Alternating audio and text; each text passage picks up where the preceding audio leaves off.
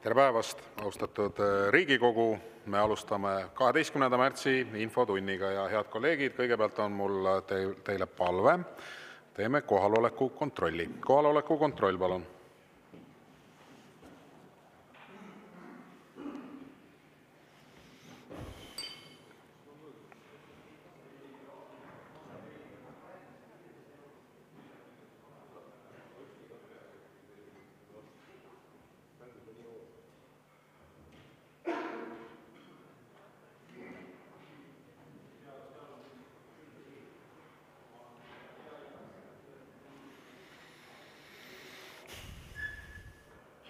Ja kohale on end registreerinud 25 Riigikogu liiget, puudub 76.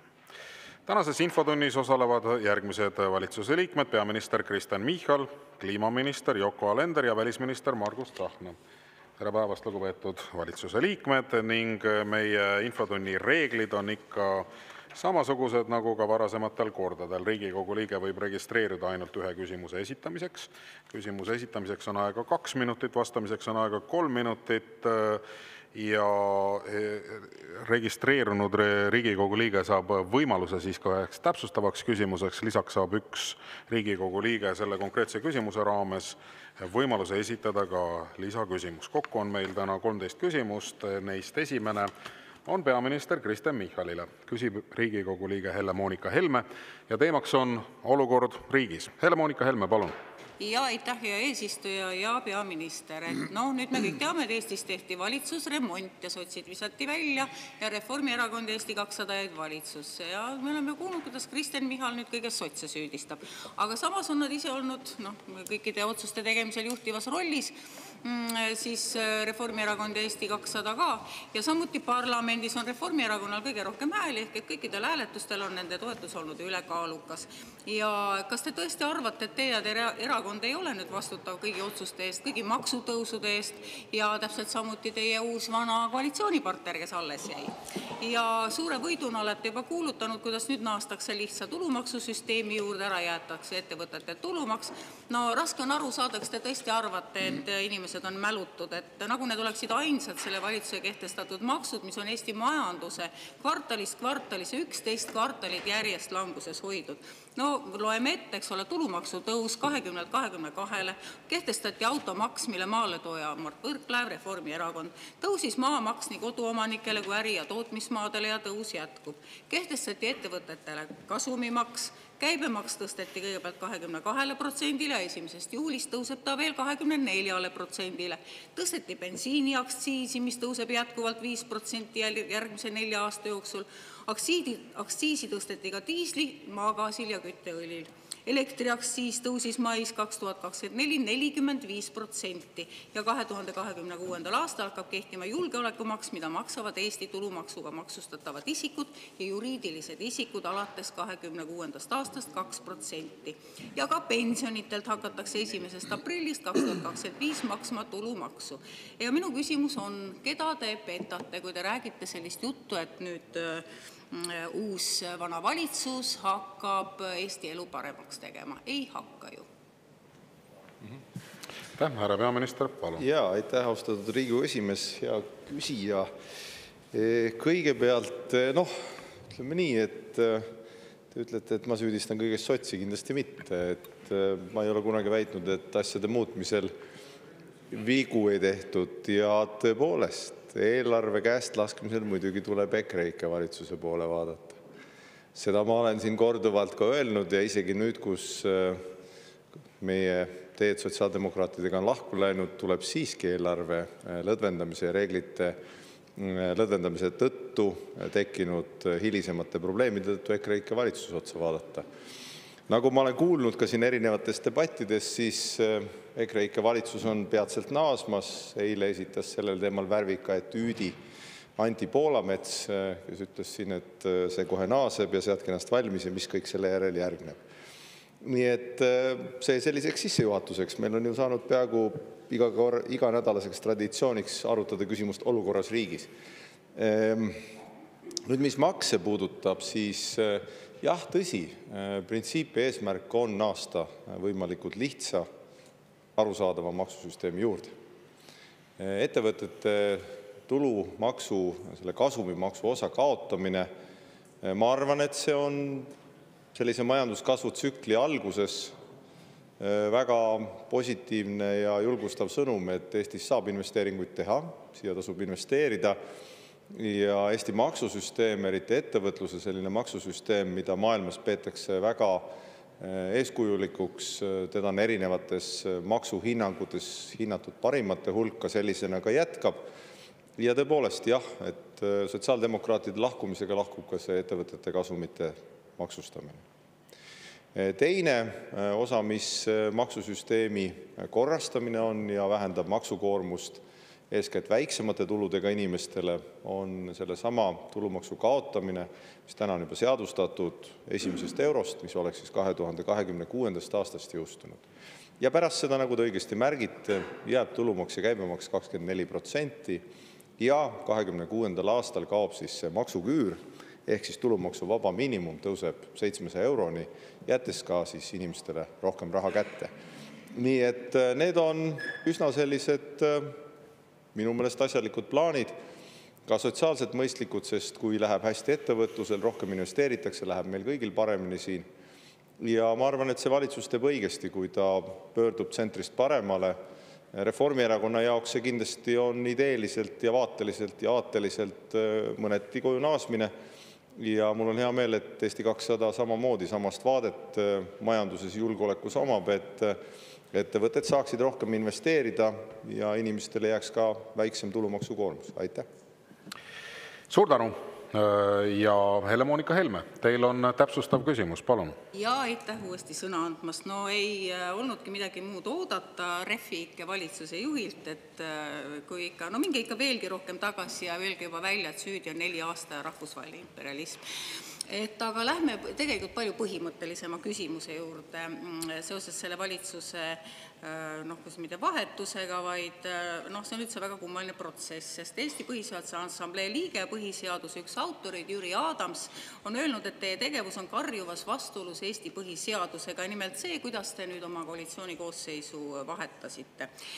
Meil ei ole teatavasti presidentaalne või poolpresidentaalne riigikorraldus ja teie ei ole president, et te saaksite lihtsalt ilma piiranguteta muuta oma valitsuse koosseisu. Meil on parlamentaarne demokraatia, kus valitsuse vahetusel kehtib teatud kindel protseduur. Ja kui te leiate, et teie kokku pandud valitsus, millele te saite ükskord parlamendi heakskiitu, ei ole enam toimiv, siis te peate kõigepealt tagasi astuma ja alles siis läheb pall presidendi kätte. Ja see, et president seda põhiseaduse rikkumist teiega vastuvaidlematult kaasa tegi, on tegelikult ülimalt skandaalne. Ja ma tsiteerin Jüri Adamsit: parlamentaarses riigis tuleb täita selleks ette nähtud protseduuri. Parlamendi töö ei ole ükskõik mis suunas üle haljasala kõndimine. Ja me ei tohi teha nägu, et see, mis te tegite, et see meid ei häiri. No Reformierakond vist aitab, et talle ei kehti enam mitte mingid seadused. Kaja Kallas, kes ilmselt samuti ei saanud aru, mida või tuuseldas ka ringi nagu hormoonimöllus teismeline. Juba tema tegi põhiseaduse rikkumisega ses osas algus, et lasi lahti oma koalitsioonipartnerid. Ja juba siis president Karis, kes peaks olema põhiseaduse üks valvuritest, jättis oma ülesande täitmata, mis aga pole imestada, sest tema poeg, Reformierakonna liige, oli omal ajal muide see inimene, kes kilekotte teie juurde partei kontorisse toimetas rahaga. Kas te saate aru, et see, mis te nüüd jälle tegite koos presidendiga, rikkusite sellisel kuhul valitsusvahetusega põhiseadust ja parlamentaarse demokraatia protseduure, et see on skandaalne ja teadlik põhiseaduse rikkumine ja see läheb otsapidi ka riigireetmise paragrahvi alla, mis muuseas ei aegu. Ja ei ole võimalik, et te pole sellest koos presidendiga teadlikud ja ka mitteteadmine muuseas ei vabasta vastutusest. Ja kas te saate ikka aru, milliseks seadusetuse ja suvaõiguse mülkaks olete muutnud Eesti riigi teie ja Reformierakond? Suur tänu. Härra peaminister, palun. Aitäh. No, see küsimus oli ju selline laetud solvangute jada, et kõigepealt pean ma kohatuks oma eelkäija aadressil tehtud solvangut teismelisest ja hormoonidest. Minu meelest see on inetult öeldud. See on lausa kohatult öeldud ja ma soovitaks teil mõelda, ehk tasub vabandada selliste rumaluste eest. Teiseks, mis puudutab põhiseadust ja põhiseaduspärasust, siis selle kohta on ju ka varasemalt pretsedent olemas ministrite vahetusest 2009. aastast, kus Andrus Ansipi valitsusest samamoodi arvati välja sotsiaaldemokraadid, kuna tollal oli majanduskriis, oli vaja teha kärped, et minna eurole üle ja valitsus jätkas. Ja Parlamentaarses vabariigis olen vestelnud ka õiguskantsleriga, küsinudki tema arvamust. Parlamentaarses vabariigis loomulikult parlamendil on olemas kõik õigused ja see mehhanism, kuidas kontrollida järgi, kas valitsusel on parlamendi enamuse toetus või mitte. Ja ma loomulikult saan aru, et eks teie soov on seda debatti pidada sellisel eeskätt võib-olla nagu tehnilisel väljal, et nüansi üle kas üks või teine, kokkuvõttes siiski valitsuse enamus jätkub, 4 ministrit 14 lahkus. Valitsuses olevatel erakondadel on parlamendis enamus üle poole häältest. Ja ma loodan mõistlikele otsustele ka opositsioonis olevate erakondade tuge ja nüüd nende mõistlike otsuste juurde. Kindlasti on vaja meil tõsta julgeolekuks vajalikke kulutusi, investeeringuid selleks, sest me teame, mis on julgeoleku olukord ja isegi kui Ukrainas peaks saabuma meie vaatest loodetavasti Ukraina tingimustel hea ja kestev rahu, tähendab see seda ikkagi, et me peame kaitseks olema rohkem valmis ja arvestama meie märatseva idanaabriga, sest Venemaa on oht kellele tahes demokraatlikus maailmas. Ja samamoodi on vaja teha majanduse jaoks mõistlikud otsused ja sellelegi loodan laiemat tuge kui üksiti koalitsioonilt, keda tõepoolest on endiselt enamuses. Et majanduses ma endiselt räägin, et maksude langetamine, muuhulgas ettevõtte tulumaksu kaotamine ja üksikisiku tulumaksu koormuse vähendamine, mis annab hõlpu tõenäoliselt vähem teenivatele inimestele, aga ka näiteks pensionäridele. Need on asjad, millele ma ootaks teie tuge. Ja kui te tahate selle tehnilise debatiga jätkata, siis kindlasti võite seda jätkata, ma ei näe selles vähimatki probleemi. Seda võib alati arutada ja parlamendil, nagu öeldud, parlamentaarses vabariigis on kõik õigused ka järgi kontrollida, kas valitsusel on parlamendi enamus usaldus või mitte. Aitäh! Suur tänu ja lisaküsimuse esitab kolleeg Mart Helme. Palun! Aitäh, härra eesistuja. No ma pean ka ütlema, et ma ei saa, mul on raske teid legitiimseks peaministriks praegu pidada, sellepärast et on ikkagi niisugune asi poliitikas nagu rituaalne tants. Ja isegi kui asi ei ole võib-olla täiesti ühemõtteliselt põhiseadusega vastuolus, siis on ikkagi traditsioonid ja kombed, millest tuleb kinni pidada. Ja me näeme, kuidas tänases Euroopa Liidus muidugi kogu see niisugune väärtustel põhinev süsteem lihtsalt laguneb meie silme all. Ja meil on muidugi arenguruumi. Ja meil on arenguruumi, nii nagu Rumeenias. Meil on arenguruumi. Ikkagi keelame ära need, kelle näod ei meeldi. Keelame ühel päeval ära. Ei registreeri valimiskomisjonis. Läheme sama teed nagu Rumeenia ja siis on ju kõik hästi. Siis ei ole enam opositsiooni ja siis on kõik hästi. Ja siis me saame lõpuks ometi valitseda. Reformi ikke saab lõpuks ometi siis Eesti rahvale täielikult peale surutud. Et see on järeldus sellest teie jutust. Muidugi tulen veel tagasi ka selle juurde, et kõik need lubadused maksude langetamisest on ju kena jutt, ainult et teil ei ole veel koalitsioonilepingutki. Ja siis te peate tulema ju siia uute eelnõudega, nii et see kõik võtab aega. Ei ole mõtet jälle rääkida siin utoopilist juttu sellest, kuidas just nagu tänasel päeval juba maksud langeksid. Aga minu küsimus on nüüd seotud ka riigi kuludega ja Ukraina abistamisega. Korduvalt on olnud juttu sellest, et Ukrainal on kõige suurem puudus praegu inimestest. Nii inimestest rindel kui ka töökätest tagalas. Ja minu küsimus on, millal kavatseb teie valitsus, ja see võiks olla teil ju uues koalitsioonilepingus fikseeritud, lõpetada kõikide soodustuste tegemine, kõikide toetuste maksmine nendele inimestele, ja neid on kaugelt üle 100 000, kes on Eestisse tulnud, tõsi, kõik kindlasti ei saa igasuguseid toetusrahasid. Millal need toetuste maksmised lõpetatakse ja millal alustatakse ikkagi Ukrainaga konsultatsioone selleks, et siin olevad vähemalt väidetavalt umbes 10 000 meest läheksid Ukrainasse ja vajaduse korral rindele või kui rinnet enam ei ole, siis Ukrainat üles ehitama ja samuti need fertiilses eas naised läheksid Ukrainasse ja aitaksid Ukrainal jalule tõusta. Aitäh! Aitäh! Härra peaminister, palun! Ja aitäh! Seda teemat me oleme teiega siin ka varem debateerinud.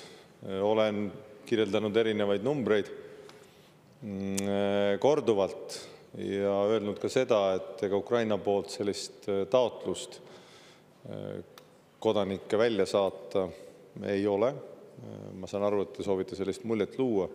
Teiseks olen kirjeldanud, kui väiksel määral tegelikult see mõjutab meie sotsiaalkulutusi, et sõja eest põgenenud inimesi me siin samamoodi täpselt samal määral toetame.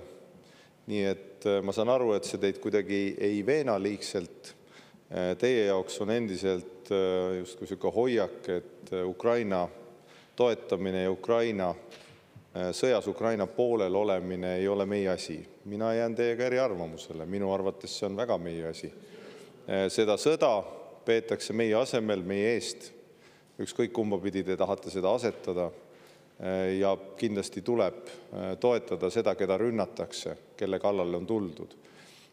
Mind üllatab jah seesama hoiak, mida te ju tõe huvides olgu, et ega te ei ole aastate vältel seda muutnud. Teie jaoks on tegemist, kuidas te väljendusite, idaslaavlastega ja palju erinevaid mõtteid. No, oleme kuulnud ka lehest lugenud, et Venemaa on teie jaoks eraldi tsivilisatsioon. Sellisedki väited on tulnud. Nii et seetõttu jah, selles küsimuses jääme eriarvamusele, täitsa kindlalt. Maksude puhul tõepoolest maksude langetamine tuleb koalitsiooni põhimõttena ja esimesel võimalusel teeme selleks vajalikud eelnõud, loodame sellele ka teie tuge. Ja tuleb ka tunnustada, ega siis palju olulist tuleb ka eelnevast koalitsioonist. Võib öelda, et kui koalitsiooni nii-öelda sünnitunnistusel olid kaks asja, julgeolek ja majandus, siis seesama printsiip või need samad printsiibid ka uues koalitsioonis jätkavad. Nii et lihtsalt küll need lahendused ilmselgelt nende asjade lahendamiseks ehk julgeoleku ja majanduse jaoks on senisest parempoolsemad. Ja see tähendab ka seda, et ettevõtete kasumite maksustamise me tühistame, nagu vähendame ka eraisikute tulumaksukoormust. Ja ma arvan, et see on ka asi, mis võiks, ütleme nii, et ka konservatiivsele valijale ju tegelikult sobilik olla. Nii et ma eeldaks ka, ütleme, konservatiivide ja laiemalt tuge samadele maksumuudatustele ja muuhulgas ka näiteks tegevustele, mida me saame koomale tõmmata, et suunata raha riigikaitsesse ja Ukraina toetamisse. Aitäh! Suur tänu! Sellega lõpetan meie tänase esimese küsimuse käsitlemise. Tänane teine küsimus on samuti peaminister Kristen Michalile. Küsib Riigikogu liige Helir-Valdor Seeder ja teemaks on riigi juhtimine. Helir-Valdor Seeder, palun. Aitäh! Austatud peaminister, esmaspäeval te teatasite, et soovite iseenda ja Eesti rahva vabastada sotsiaaldemokraatlikest ahelatest ja hakkate ellu viima loosungit võita terve maailm, kaotada ainult ahelad. Ja nüüd, kus te otsustasite, et ei soovi enam olla peaminister Läänemetsa valitsuses, on siiski suur kahju tekitatud ja vasakpööre ellu viidud. Sest sellist maksusõda oma rahva vastu, nagu valitsus pärast 23. aasta valimisi on ellu viinud, ei ole mitte kunagi Eesti ajaloos Eesti rahva vastu ellu viidud. Ja nüüd te siis hakkate pilgutama paremat silma ja ütlete, et tahate olla peaminister Keit Kasemetsa valitsuses, kellega teil on kuulsusrikas ühine ajalugu Nordica pankroti viimisel ja Kliimaministeeriumi ühistes tegevustes ja energiamajanduse segadustes ja nii edasi. Aga minu konkreetne küsimus ei ole seotud niivõrd teie ajalooga, mis ei sisenda usku, et praegune jätkuvalitsus hakkab viima kvalitatiivselt uut poliitikat ellu. Vaid mul on konkreetsed küsimused. Selle eest loomulikult oleme tänulikud, et sotsiaaldemokraat enam valitsuskoalitsioonis ei ole. Aga kas need algatused, mida vähemalt osad sotsidest ministrid on ellu püüdnud viia ja mis ei ole veel õnneks realiseerunud, kas te olete valmis neid tagasi pöörama või ära jätma? Ma pean silmas siin näiteks Eesti jagamist 4 oblastiks ja eriesindajate nimetamist nendesse piirkondadesse, maakondlike ühistranspordikeskuste ümberkujundamist arusaamatuteks regionaalseteks mingisugusteks transpordikeskusteks, siis mingisugused tööriistakastide veebipõhised variandid, mida siin Põllumajandusministeerium ja koolitused, mida hakatakse ellu viima kohalike omavalitsuste tasandil ja nii edasi, kohutav bürokraatia ja muu taoline riigi raha raiskamine. Kas te olete valmis need asjad ära jätma, ümber pöörama, on konkreetne küsimus. Aitäh! Aitäh! Kas küsimusele saab vastata jah? Nüüd kõigepealt see väga vabandan, ei tea, mis sajast luuletus, mida te siin enne ette lugesite, kuidas me vabaneme ahelatest ja ei soovi ma olla peaminister Läänemetsa valitsuses. See on teie isiklik luuletus. See kirjutage sahtlisse, mitte minu nimele, oleks minu soovitus. Ja need samad erinevad otsused mis puudutavad regionaalseid esindajaid, kõike muud, need on juba uudistes. Kliimaminister, keda te ju väga toetate, tühistas need otsused, nii et toetage edasi. Aitäh! Suur tänu. Helir-Valdor Seeder, teil on täpsustav küsimus, palun. Aitäh! Auväärt peaminister, see on muidugi positiivne, kui praegune valitsus on valmis vähemalt mingites valdkondades bürokraatiat vähendama, ja ma võin kinnitada, et Isamaa kõiki neid valitsuse algatusi, mis on suunatud bürokraatia vähendamisele, riigi efektiivsemale toimimisele, ka nendeks jõhkrateks kärbeteks, mis on seni küll valitsemiskulusid tõstnud, mida teie kõrval istuv kolleeg Margus Tsahkna on lubanud, et need ka reaalselt realiseeruvad sellisena, et tegelikult valitsemiskulud vähenevad, et võite kindlad olla, Isamaa selliseid algatusi kindlasti toetab, ilma igasuguse vorst-vorsti vastu poliitikata. Aga konkreetne küsimus on see, et eile oli siin arutelu, mis puudutas teadus-arendustegevust, ja Reformierakonna fraktsiooni esindaja ütles, et see kokkulepe, mis on saavutatud laiapõhjaliselt, et 1% SKT-st läheks teadus-arendustegevuseks, et see kokkulepe kehtib, aga seda ei täideta. Et kas te oskate lahti selgitada kolleeg Sutropi sõnumit siit puldist, et see kokkulepe kehtib, aga seda ei täideta, et mida see siis tegelikult tähendab? Ja lisaks olete te öelnud, et te praeguse jätkuvalitsuse või uue valitsusega, mis ta iganes saab olema, et teil on plaan vähendada lausa 20% ametnikke. Ja mu küsimus on, et mis see arvuliselt siis tähendab, see 20%, et kui palju siis ametnikke meil arvuliselt vähendab ja mis ajaks on see realistlik ellu viia? Aitäh! Kõigepealt, jah, mul ei ole kombeks kommenteerida tsitaate, mida ma ei ole järgi kontrollinud, eriti sellest esimesest küsimuse poolest, kus te mulle omistasite laused, mida ma ei ole öelnud. Nii et ma kontrollin selle järgi, hea meelega teile kommenteerin. Seda esiteks. Teiseks, väga hea, et bürokraatia vähendamist toetate, ma südamest loodan ka, sest nagu te ütlesite, vorst-vorsti vastu, võt neid vorste meil pole anda, meil on ainult tööd pakkuda. Et ma loodan, et parlament ja Isamaa võtab sellest osa. Ma isegi ütleks, et Isamaa elektoraat, mis on ju Eesti Vabariigis hetkel suurim, müts maha, kindlasti on huvitatud sellistest lahendustest, mis on parempoolsed, mis vähendavad bürokraatiat, mis muudavad maksukoormust kergemaks, mis annavad võimaluse ettevõtjatele inimestel asju lihtsamalt teha, nii et see kindlasti on mõistlik. Ja jah, üldiselt nii ongi, et ma loodan sellele poliitikale kindlasti tuge ka teie poolt, ja kui te küsite selle 20% kohta, siis see on esialgne eesmärk, me hakkame selle üle kõnelema, eesmärk tuleb seada kõrgele, muidu seda ei saavutata.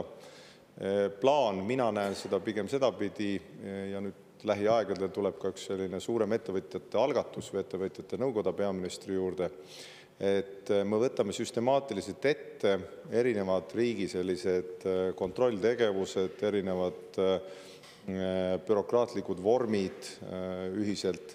Ettevõtjad siis otsivad, millised need võiksid olla, kus me saame selle ära jätta või muuta seda oluliselt kasinamaks. Ja kui seda teha päris suure hoolega, siis eesmärk lõpuks võiks olla nii, et meil läheb sisuliselt 20% inimesi vähem vaja nende kontrollide, tegevuste, normatiivide täitmiseks. Sedapidi siis see peaks eesmärk olema. Kõigepealt kaotame probleemi ehk need samad nõuded, vormid, kontrollid, ja seejärel meil läheb ka vähem tööjõudu selle tegemiseks. See on ju asjade loogiline lahendus.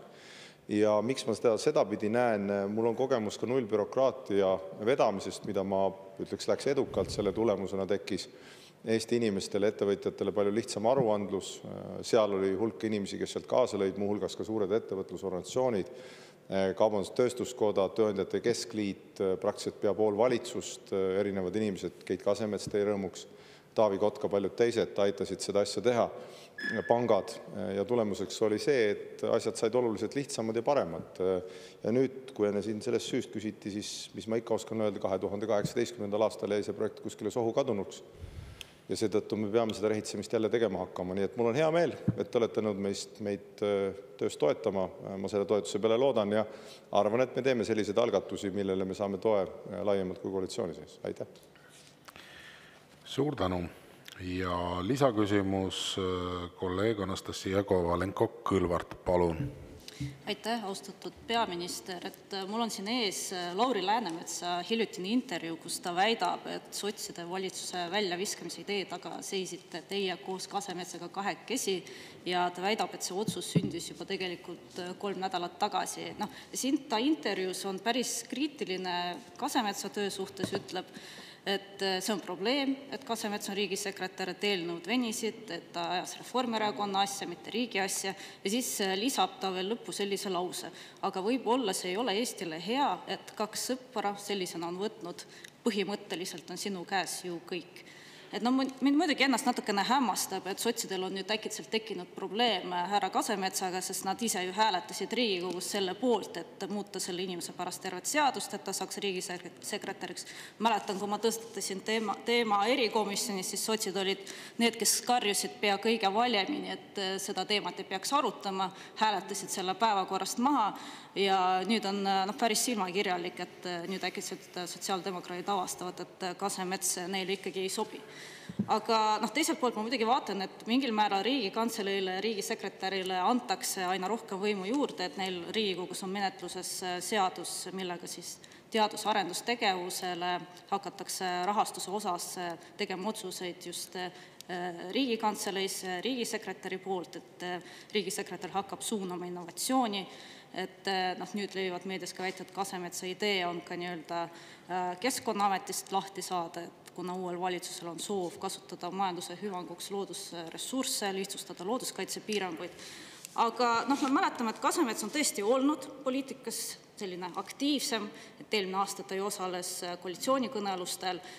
Nüüd Läänemetsa väitel otsustas tema siis või aitas nii-öelda valitsus lammutada. Et mul ongi selline küsimus, et kuidas teie suhtute oma endise valitsuspartneri Lauri Läänemetsa nendesse väidetesse, mida ta on nüüd intervjuus välja öelnud, et kas see vastab tõele? Aitäh! Suur tänu. Härra peaminister, palun. Ja kas küsimusele on jälle hea vastata? Ei vasta. Aga mul on võimalus siiski seda laiendada. Et olgu konkreetselt öeldud, ei, see võide teile ei vasta. Aga kas see takistab Lauri Läänemetsa seda väidet esitamast? No pole takistanud.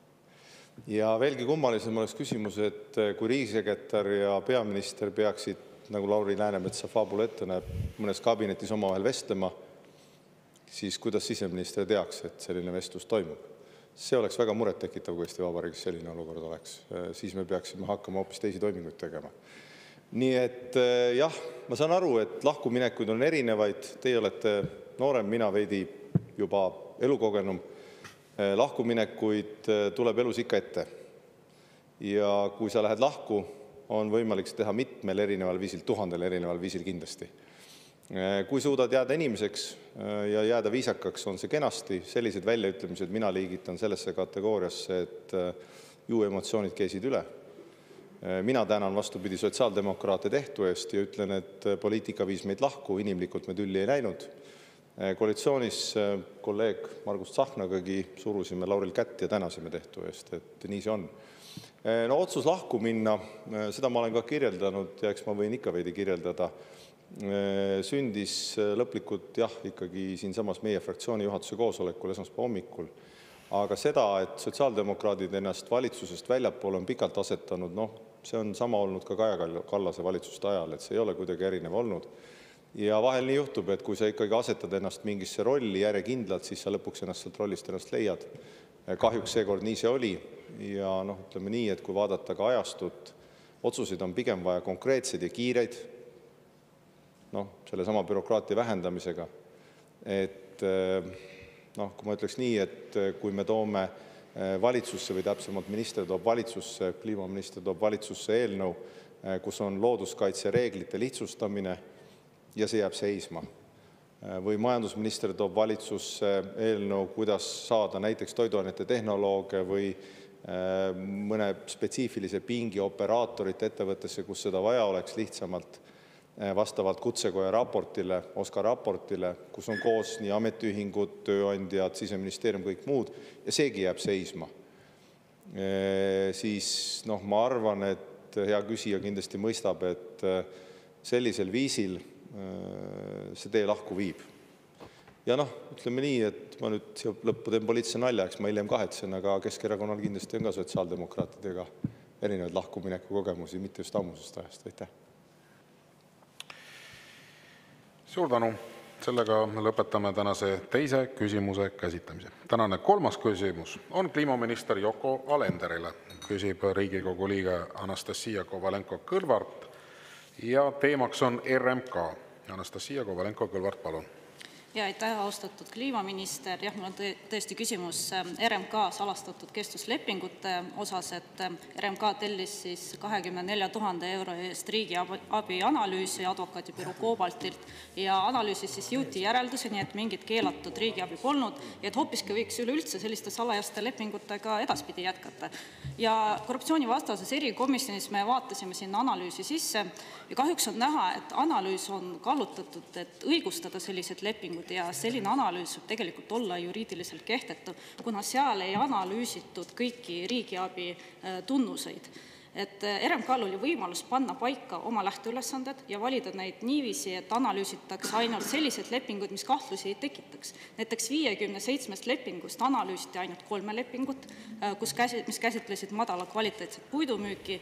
Lisaks analüüsiti RMK kui tavalist ettevõtet andmata endale aru, et tegemist on riigile kuuluva asutusega, mis haldab Eesti olulisemat loodusvara ja peab seda tegema hea peremehelikult. Lisaks analüüsiti lepinguid vaid selle sõlmimise hetkel, aga mitte lepingut terve selle kestusaja jooksul, ehk siis seda, kuidas see võis mõjutada turgu. Ja ootamatult näiteks istungil tõid analüüsi koostajad välja, et kui nad oleks piirdunud ainult õigusliku poolega, oleks eraldi veel kaasanud väljaspoolt finantsilist poolt, oleksidki nad jõudnud täiesti vastupidise järelduseni, et oligi keelatud riigiabi. Ja probleem ongi selles, et analüüsi koostati, justkui tegemist on eraettevõttega. Ja mis kõige tähtsam, jäeti analüüsimata kõige olulisem, mis puudutab riigiabi. Kas on võimalik, et teised ettevõtted said nende salajase kestvuslepingute tõttu kahju? Ja seda ka tunnistati, et seda küsimust polnud isegi lähteülesandes. Et kui suur on tõenäosus, et esiteks seda analüüsi kasutatakse nüüd ära selleks, et näiteks täiendada valitsuse määrus selliselt, et RMK saab ka edaspidi sõlmida salajasi kestvuslepinguid, et peaminister just ka ütles, et nüüd soovitakse kasutada rohkem loodusressursse. Ja kas te nõustute, et see analüüs võib olla juriidiliselt kehtetu, kuna olulisi riigiabi tunnuseid ei analüüsitud ja oleks vaja tellida uus ja palju laiem analüüs? Aitäh! Ja, aitäh küsimuse eest, austatud juhataja, head Riigikogu liikmed. Kliimaministeeriumi seisukoht on jätkuvalt, et igasugune riigivara müük, sealhulgas siis riigi metsast varutud puidumüük, peab olema läbipaistev, reeglid ühtmoodi kõigile arusaadavad. Ja siinkohal suur tänu Riigikontrollile, kes siis tõepoolest analüüsis aastatel 2001–2014 siis üle 10 aasta taguseid lepinguid ka erilise tähelepanuga ja sealt siis tõi välja teatud siis ebaseadusliku riigiabi riski. Selleks, et olla siis kindel selles, et sellist keelatud riigiabi ei esinenud, tellis tõepoolest siis RMK siis Kliimaministeeriumi ja Rahandusministeeriumi riigiabi spetsialistide poolt koostatud lähteülesande alusel analüüsi. Nüüd siin väited, et advokaadibüroo, kes siis hankel osales, võitis ja analüüsi koostas, ei oleks kuidagimoodi pädev või sõltumatu. Ma arvan, et need on alusetud süüdistused. Siin oli ka tingimus, et pakkuja peab tagama, et tööde teostamisel rakendatakse isikuid, kellel puudub igasugune huvide konflikt ja Cobalt seda on ka kinnitanud ja meil tõepoolest ei ole mitte mingisugust alust arvata, et Cobalti analüüs oleks kallutatud. Nüüd, mis puudutab siis vahepeal toimunud protsesse ja kuna siin küsimuses kõlas ka väga palju selliseid valeväiteid, justkui kestvuslepingud oleksid kuidagimoodi salastatud, siis peale riigi ja tegelikult juba ka eelnevalt ja ka Riigikontrolli raporti tulemusel RMK on sisse viinud väga palju muutusi oma praktikates ja me saame täna tõdeda, et tõepoolest kestvuslepingud on täiesti avalikustatud ja on olemas ka tingimus, et puit tuleb Eestis väärindada, mis ma arvan on väga oluline. ja kõikide nende tegevustega minnakse edasi ja selles ei ole mingisugust muutust. Nüüd selles, et millistele järeldustele see analüüs jõudis. Tõepoolest jõuti järeldusele, et mingit keelatud riigi abi analüüsitud lepingutes pole antud, tehingud toimusid vastavalt turutingimustele ja kahju ei riigile ega ka turuosalistele ei ole põhjustatud. Kui nüüd mõni teine turuosaline oleks nende aastate eest või ka tagantjärgi leidnud, et ta on saanud kahju, siis ta oleks saanud pöörduda ka ja saab ka edaspidi pöörduda prokuratuuri. Siin on ju ka eelnevalt prokuratuur vaadanud, kas siin on mingisuguseid kuriteo tunnuseid ja tõepoolest seda on leitud, et ei ole. Teie aeg. Läbi jah. Aga meil on võimalik seda diskussiooni jätkata, sellepärast, et Anastassia Kovalenko-Kõlvartil on täpsustav küsimus, palun. Ja aitäh, austatud minister, et ma korra täpsustama mitte kordagi öelnud, et Coobalt polnud pädevus sõltumatu või et oli tal mingi huvide konflikt, probleem oli siiski lähteülesandes, mida siis pandi ja mis tõttu tegelikult riigiabi kui sellist ei analüüsitud. Aga siiamaani on analüüsimata kõige olulisem aspekt ja siiamaani me ei ole saanud sellele vastust, et kuidas üldse RMK-s need salajased lepingud konkreetsete ettevõtjatega kunagi tekkisid. Et ma tuletan meelde, et Riigikontrolli auditis oli välja toodud asjaolu, et investeerimisest huvitatud ettevõtted pöördusid esmalt poliitikute poole, edasi sealt tuldi RMK-sse juba konkreetsete soovidega. Riigikontroll tuvastas, et suunised konkreetsete ettevõtjatega koostöö kokkuleppe sõlmida tulid siis kunagise Keskkonnaministeeriumi juhtkonna poolt. Ja seda kõike suuliselt, et selle kohta dokumente ei ole. Ja tänaseks on RMK juba mitu korda oma seisukohti muutnud. Kliimaministeerium väidab, et nemad pole siiani asjast teadlikud ja me oleme erikomisjonis mitu korda seda teemat uurinud, püüdnud aru saada, kui palju siis Kliimaministeerium ja RMK on sellega tegelenud, et asjast selgust saada, aga seda küsimust välditakse. Ja teiseks Kliimaministeeriumi esindaja arvates üldse seda ei peaks uurima ja RMK-lt tuli selline vastus, mis tuli ka teilt, et kui keegi tunneb end puudutatuna, et siis võite pöörduda kohtusse või siis prokuratuuri õiguskaitseorganite poole. Et ma arvan, et võib-olla see ei ole ikkagi päris selline suhtumine, mis peaks olema. Ja teiseks tuleb aru saada, et paljud ettevõtjad ei julge ka seda teha, et need on ühel või teisel moel, kas RMK-ga seotud või neil on soov tulevikus teha RMK-ga koostööd. Ja minu hinnangul see on see koht, kus tegelikult Kliimaministeerium peaks tellima erikontrolli, et jõuda selguseni, mis inimesed olid nende otsuste taga, kus nad praegu on, kas nad jätkuvalt töötavad RMK-s või keegi on liikunud Kliimaministeeriumi, kuidas see suhtlus üldse käis, kuidas selline olukord sai tekkida, et vältida tulevikus taolisi olukordi. Ja Kliimaministeerium on esindatud nõukogus, ministeerium tegelikult kohustus teostada järelevalvet. Ja kas te nõustute minuga, et selles asjas tuleb saada täielik selgus ja kas olete valmis tellima erikontrolli? Aitäh. Proua minister, palun. Ja, aitäh, austatud juhataja, head Riigikogu liikmed, hea küsija. Jäin pooleli sellega, et tõepoolest ma tahan tunnustada ka RMK juhtkonna tööd Riigikontrolli soovituste elluviimisel. Et enamus tegevusi on ellu viidud ja mis veel on jäänud ülesse, saavad tehtud siis selle aasta esimesel poolaastal ja see, ma arvan, on väga oluline. Kestvuslepingud on alates 2024. aastast täielikult avalikud ja selliseks ka jäävad. Kõik saavad näha, millise hinnaga, millises mahus puitu müüakse ja RMK poolt ellu viidavad need jätkutegevused päädivad siis ka puidumüüki reguleeriva Vabariigi Valitsuse määruse uuendatud versiooniga. Nüüd, mis puudutab siin kõlanud erinevaid oletusi, millised poliitikud 20 aastat tagasi, milliste ametnikega mida rääkisid, siis Kliimaministeeriumil tõesti puudub igasugune pädevus ja volitused korraldada mingisugust uurimustegevust, millele siin viidati. Aitäh! Suur tänu! Ja sellega ma lõpetan meie tänase 3. küsimuse käsitlemise. Tänane 4. küsimus on peaminister Kristen Michalile. Küsib Riigikogu liige Tanel Kiik ja teemaks on uue valitsuse maksupoliitika. Tanel Kiik, palun. Ja, austatud Riigikogu esimees, lugupeetud peaminister. Ma vaatasin murega seda uue valitsuse maksupaketti. Ja jääb selline mulje, et selle asemel, et minna näiteks toiduainete käibemaksu langetama, mida on sotsiaaldemokraadid korduvalt pakkunud, et aidata just nimelt Eestimaa inimesi, lihtsamaid inimesi raskel ajal, kus toiduhinnad on tõusnud, toimetuleku on keeruline, olete leidnud lisaraha just nimelt selleks, et toetada ettevõtete kasumimaksust loobumist ja kavatsete tõsta käibemaksu jätkuvalt 24% peale. Mu küsimus teile on kaheosaline. Esiteks, et millest tuleneb selline Reformierakonna võiks olla järjepidev loogika ja arusaam, et Euroopas läbi proovitud Põhjamaades, mujal riikides maksuloogikad, näiteks nagu astmeline tulumaks, näiteks nagu klassikaline ettevõtte tulumaks, näiteks nagu toiduainetele madalam käibemaks kui teistele kaupadele, et need on kuidagimoodi valed ja vildakad. Ja Reformierakonna arusaam, et võimalikult kõrge peab olema just nimelt käibemaks, mis on kõige regressiivsem maks, ehk kõige enam lööb just nimelt vaesemat inimest, et see peab olema võimalikult kõrge, olete tõstnud selle 18% pealt järk-järgult nüüd kolmandiku võrra kõrgemale tasemele, jõuab kohe 24% peale.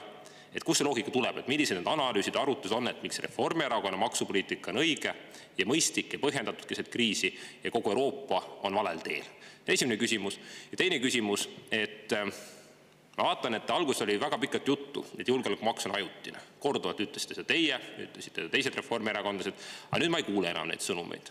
Ehk öelge palun siin saalis Eesti rahvale üheselt ära, kas nüüd on valitsuse plaan see käibemaksu tõus ja muud maksutõusud kehtestada tähtajatult ehk loobuda sellest algsest tähtajalise mõttest, mis tähendab, et käibemaks saabki olema 24%, ehk teie siis Reformierakonna juhtimisel on 18% viidud 24% ehk kolmandiku võrra kõrgemaks tähtajatuna. Aitäh! Aitäh! Jah, teiega debatt on alati nauditav, et ega teie oma ilmavaadet ju muutnud pole. Et see on väga mõistlik ja ma ütleks nii, et ikka koos kehtestasime need kõrgemad maksud. Me nüüd selle erakonnaga, kuhu te kuulute, koos need kehtestasime ja selle erakonna ehk sotsiaaldemokraatide lahkumisel selle osa, mis majandust pärsib meie hinnangul, ja ma olen liberaal, austan teie õigust olla täiesti teisel arvamusel, selle osa pöörame tagasi, ehk muudame maksusüsteemi lihtsaks ja ühetaoliseks. Ja tõepoolest, me oleme ju teiega erinevates foorumites, debattides, lugematutes saadetes pidanud seda debatti, ilmselt peame veel ja elu annab järgmised 50 või tont teab mitu aastat. Ja need debatid kindlasti on sisulised. Ütleme nii, et see, mis puudutab ettevõtete kasumi maksustamist, mina isiklikult ei ole kunagi selle kasumi maksustamist nüüd teab, mis edukaks heaks ideeks pidanud. See pigem on olnud möödapääsmatu vajadus sõjakulude katmiseks ehk kaitsevõime tõstmiseks.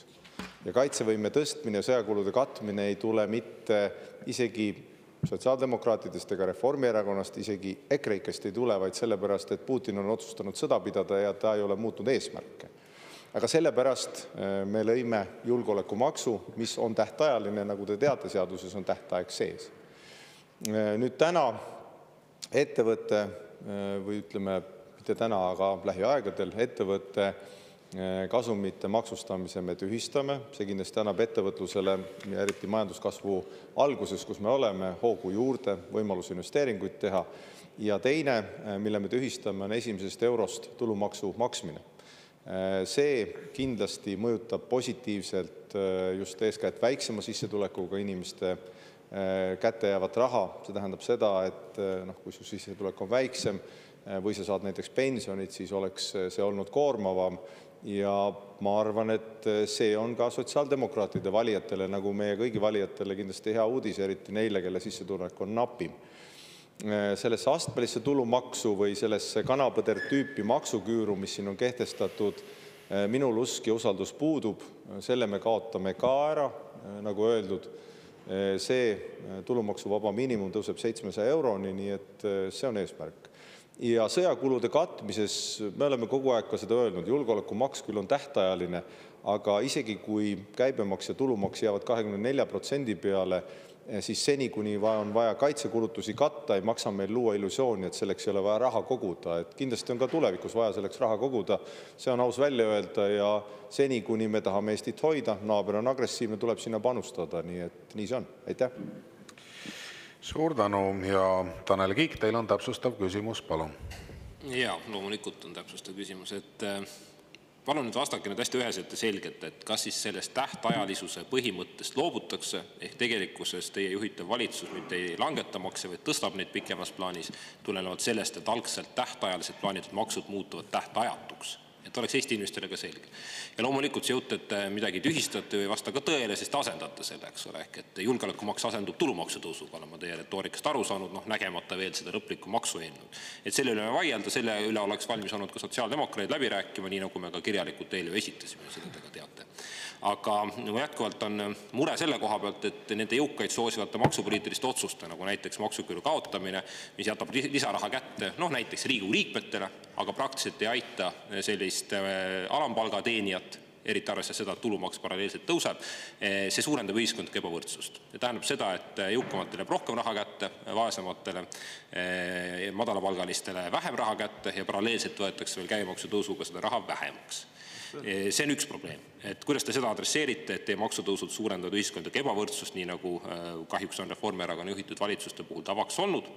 Ja teine pool sellest, et ma kuulan teie koalitsioonikaaslaste selliseid jõulisi avaldusi, võiks öelda lüksed kohe nagu Elon Muski stiilis avaldusi, kuidas nüüd hakkavad pead lendama, et üks teine erakond oli, mäletan, kes lubas kohtunikega sama teha, nüüd lubate teie teha seda erinevate ametitega, et küll on vaja Keskkonnaametit tuulutada, küll on vaja 20% politseinike, päästjaid ja teisi ametnikke lahti lasta.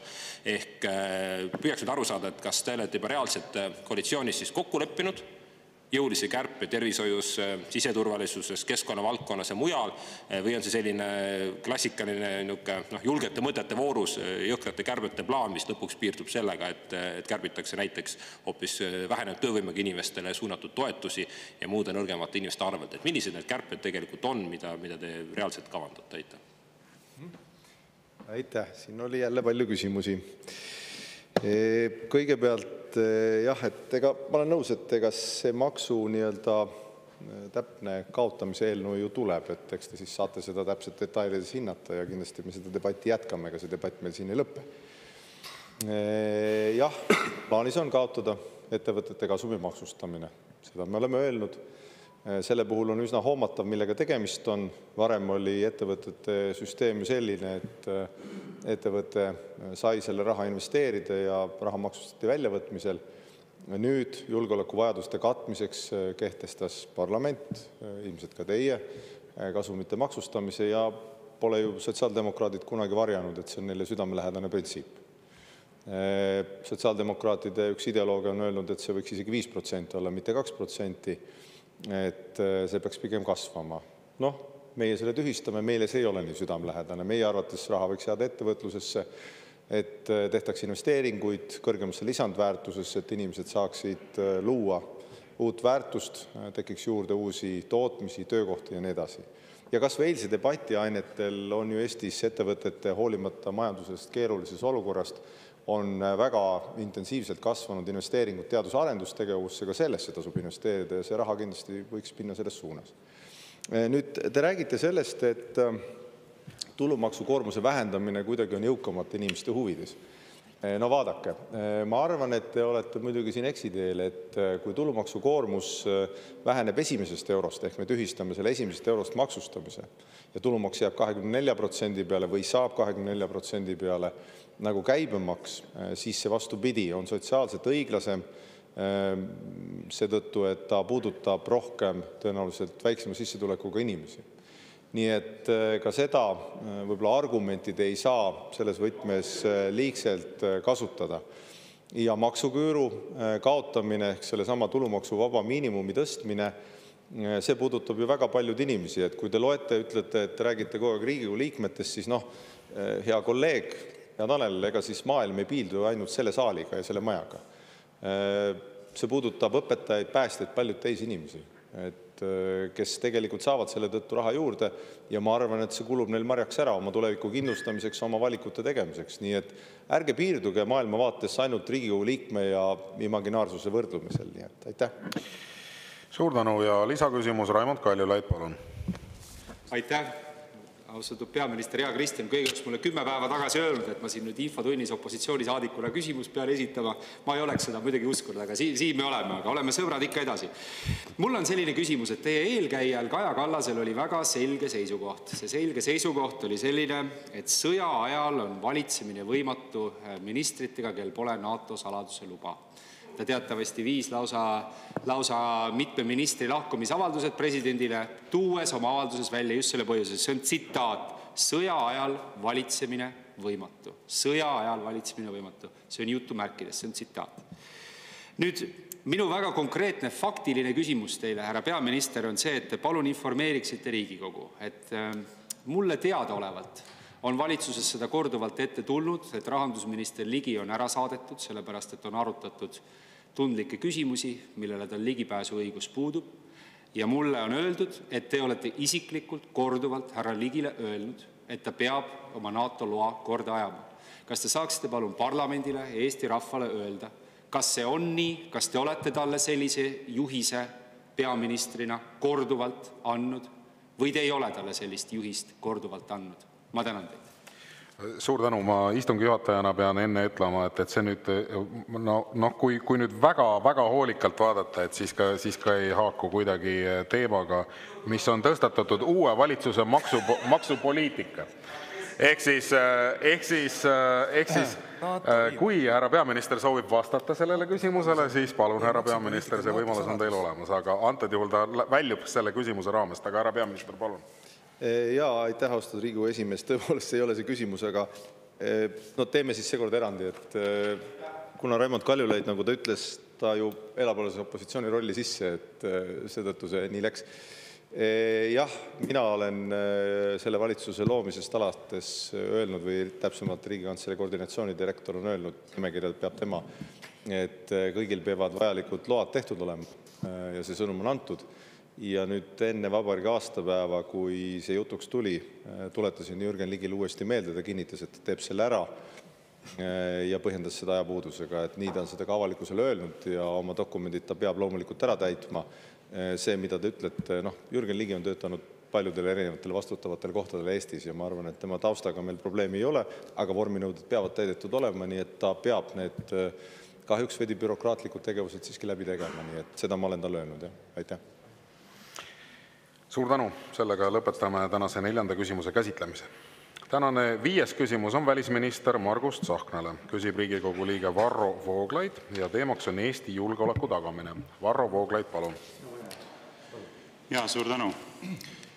Minu küsimuse taustaks on süvenev mure selle pärast, kuidas tegutsetakse lähtuvalt väidetavast eesmärgist tagada Eesti julgeolekut. Et 20 aastat ja rohkemgi tegelikult on ju käsitletud Ameerika Ühendriike Eesti peamise julgeoleku tagatisena. Et Eesti julgeolek on tabatud läbi selle, et me kuulume NATO-sse. NATO teatavasti seisneb peamiselt Ameerika Ühendriikide militaarses võimekuses ja see on olnud käsitletud siis sellena, mis hoiab meid turvatsoonis. Nüüd ehmatav on vaadata, kuidas väga lühikese aja jooksul on hakanud see arusaamine kuidagi hägustuma või taanduma või üldse olema kõrvale lükatud. Ma osutan siin näiteks sellistele väljaütlemistele endise presidendi Ilvese poolt, kes ütles, et Ameerika Ühendriike ei saa enam usaldada, mis on sisuliselt ikkagi väga tõsine avalduseks, et nende peale me enam loota ei saa. Osutan siin ka näiteks Marko Mihkelsoni poolt X-is tehtud avaldusele, et Euroopa koondugem ja näidakem ameeriklastele, et nad eksivad, eks.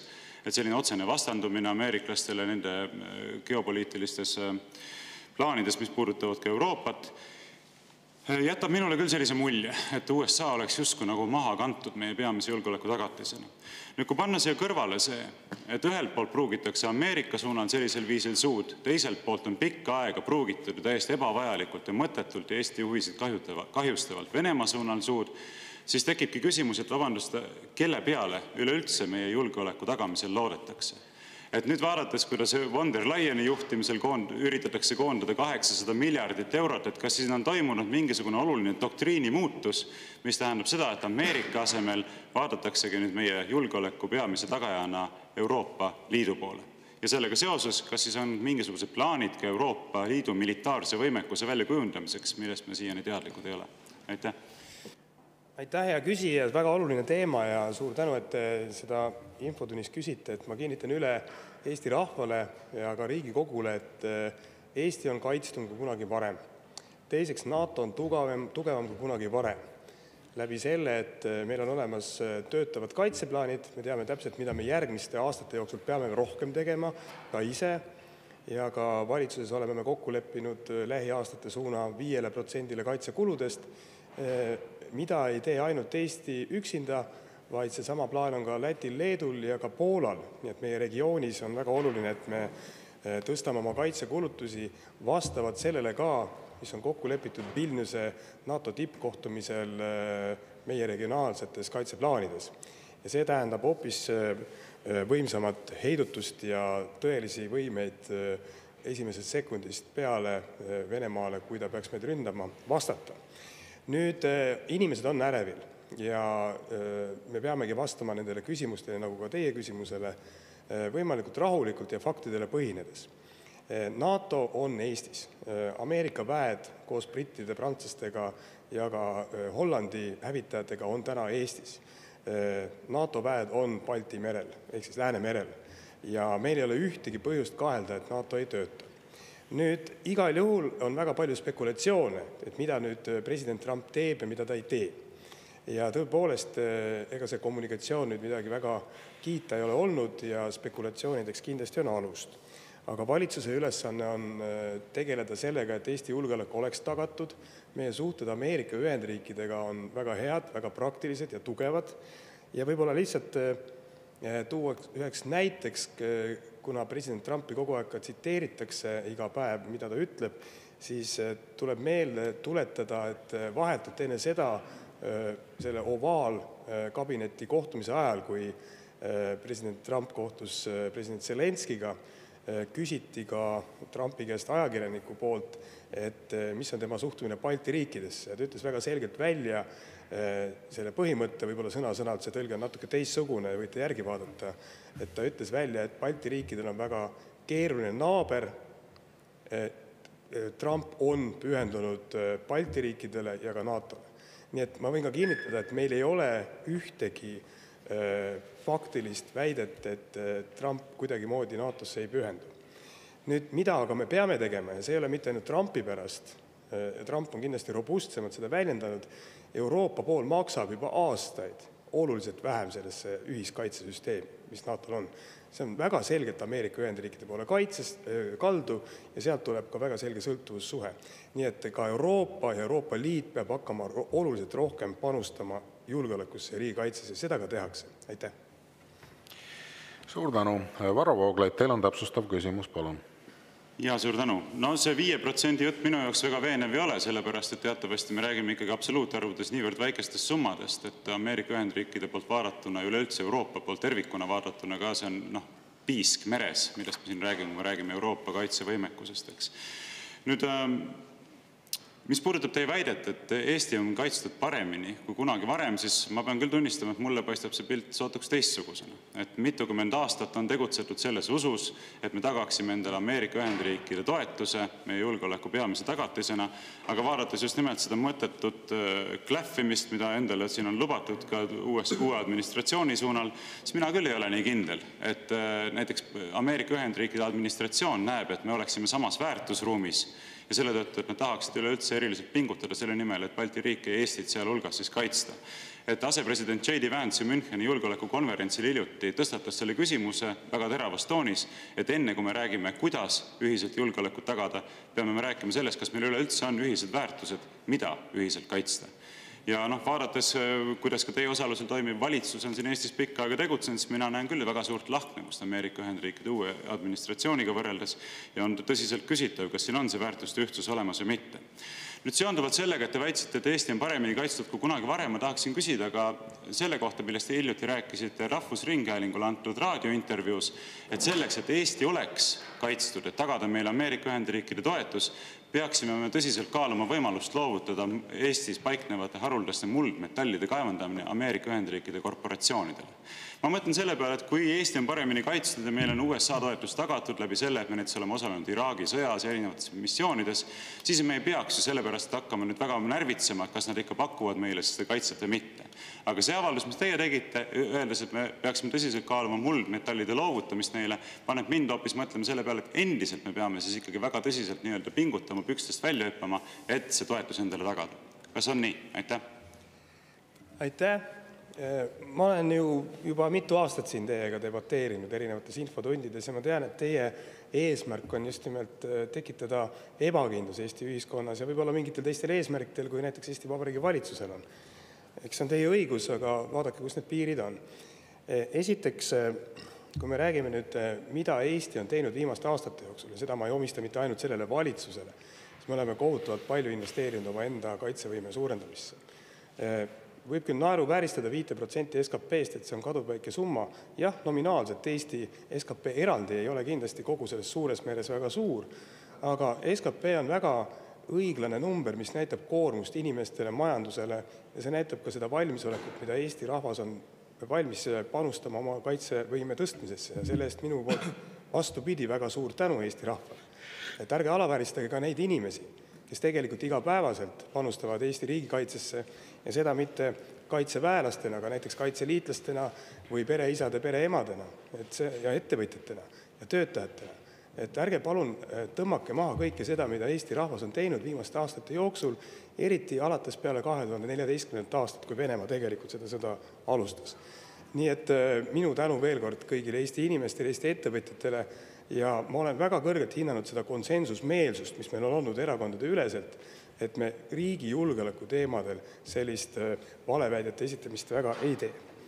Nüüd tulles haruldaste muldmetallide juurde, siin samamoodi see väide minule omistatud sõnum on ju täiesti vale. Ma pole kunagi öelnud, et me peame loovutama haruldased muldmetallid Ameerika Ühendriikidele selleks, et saada nende poolt julgeoleku garantiisid. Ma ei ole kunagi seda öelnud. Et ärge pange mulle suhu sõnu, mida mina pole mitte kunagi öelnud.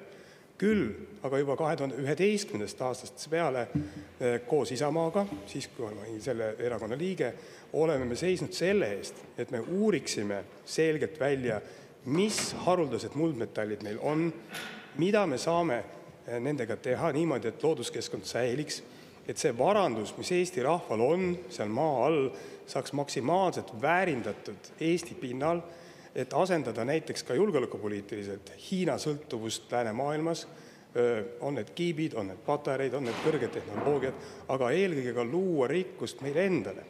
Ja võttes eeskujuks näiteks Norra rahva kogemuse. Norra rahvas on väga targalt oma maavarasid kasutanud, toonud sinna investeeringuid, õlifondis on metsikud summad, mida nad targalt kasutavad ja see võimalus on Eesti rahval olemas, kui me kõik ühiselt ja avalikult seda otsustame lähtudes siis konkreetsetest analüüsidest, võimalustest, et ka meie looduskeskkond jääks alles. Ja nüüd kõige lõpuks ma ütleks ka, et ärge palun proovige seda Eesti ühiskonda pidevalt lõhestada, kes on niikuinii ärevil. Et keegi ei anna mitte midagi Eesti rahva selja taga kellegile ära. Aitäh. Aga saame arutelu veel jätkata, sellepärast, et lisaküsimuse esitab kolleeg Martin Helme. Palun. Aitäh. No vot, minu meelest see jutt, mis siit just kõlas, on parem illustratsioon tänase valitsuse välis- ja julgeolekupoliitika täielikul läbikukkumisele ja pankrotile, et meie siin hirmutame ja tekitame ebakindlust. No sellisel juhul NATO peasekretär Mark Rutte ütles 13. veebruaril Brüsseli kohtumise järel, et kas me saame ikka aru, et Venemaa toodab 3 kuu jooksul üksinda rohkem siis laskemoona kui terve NATO aasta jooksul kokku. No hirmutas Eestit, eks. Ursula von der Leyen ütles, et terve Euroopa on Vene sõja sissetungi ohu all. Hirmutas meid, hirmutas kogu Euroopat. Et see retoorika on meil ju 3 aastat olnud, et kohe algab meil sõda, võib-olla tuumasõda, et sellega te olete siin hiilanud kogu aeg ja sellel on väga lihtne eesmärk olnud, et siis saab inimesed ilusti leppima kõikide maksutõusude ja kõikide tuulikujuttude ja muude asjadega. Aga ennem siin ka, Michal ka hakkas seda sama mule ajama, et justkui meie oleme vastu Ukraina abistamisele. Vastupidi, kui me tahame, et siin olevad Ukraina mehed läheksid Ukrainasse rindele, siis meie oleme need, kes Ukrainat toetavad ja teie nende siia jätmisega õõnestate ja nõrgestate Ukrainat. Nüüd, mis puudutab sellesse maavaradesse, et see on ju päris jälle näitab teie jutu läbikukkumist, et me käisime Iraagis, me käisime Afganistanis, me oleme Malis, me oleme, ma ei tea, Mosambiigis, kus me oleme kõik eksportinud enda julgeolekut, selle jutuga, et siis tullakse meile appi. Ja nüüd tullakse jutuga, et ei, tegelikult võib-olla ei tulda meile appi, me peame siin mingit protsenti taga ajama kaitsekulutustes ja me peame maavaradega kokkuleppeid tegema, et tegelikult on küll niimoodi, et oleme täitsa üksi, kui me veel rohkem ei pinguta. Et see ju näitab, kuidas te meile olete valetanud ja loosungeid loopinud aastaid, teil ei ole plaani, teil lihtsalt ei ole plaani. Ja nüüd mul ongi küsimus, et plaan on siis see, et anname raha ja võimu Brüsselile ära meie riigikaitsega tegeleda. Et kas tänane Eesti valitsus, kas välisminister Tsahkna ka toetab seda, et me anname oma otsustusõiguse, oma raha ja oma riigikaitselise vastutuse Brüsselile ja siis on jälle rahulik olla, siis saab siin ise tegeleda nihver-nahverdamisega, tuulikutele raha andmisega. Aitäh! Aitäh! Härra minister, palun! Aitäh! Ikka traditsiooniline soga, mis praegu tuli ja ausalt öeldes on ka raske süveneda, et mis siis öeldi ja mida ei öeldud ja mis on õige, mis on vale. Enamus on vale, vabandust, aga mida ma tahan küll öelda, et üks plaan minul vähemalt on, et mitte lasta teid võimu juurde, sellepärast et siis Eesti julgeolek kindlasti tüürib hoopis teises suunas, lehvivad võib-olla mingid teistsugust värvi lipud siin Pika Hermanni tornis, mida te olete ka soovinud, teil ükspuha, mis värvi lipud siin lehvivad. Mina tahan, et see oleks inimmustvalge, väga selgelt. Et sellest ju kõigest sellest juurpõhjusest, nagu Putin ütleb, teie tihti tsiteeritav iidol, et juurpõhjused on tegelikult minu jaoks, miks ma olen valitsuses, miks me teeme seda tööd ja miks Eesti rahvas on valmis panustama julgeolekusse. Juurpõhjus on see, et me tahame olla vaba, iseseisev riik. Selle eest me seisame ja oleme ka valmis maksma väga kõrget hinda.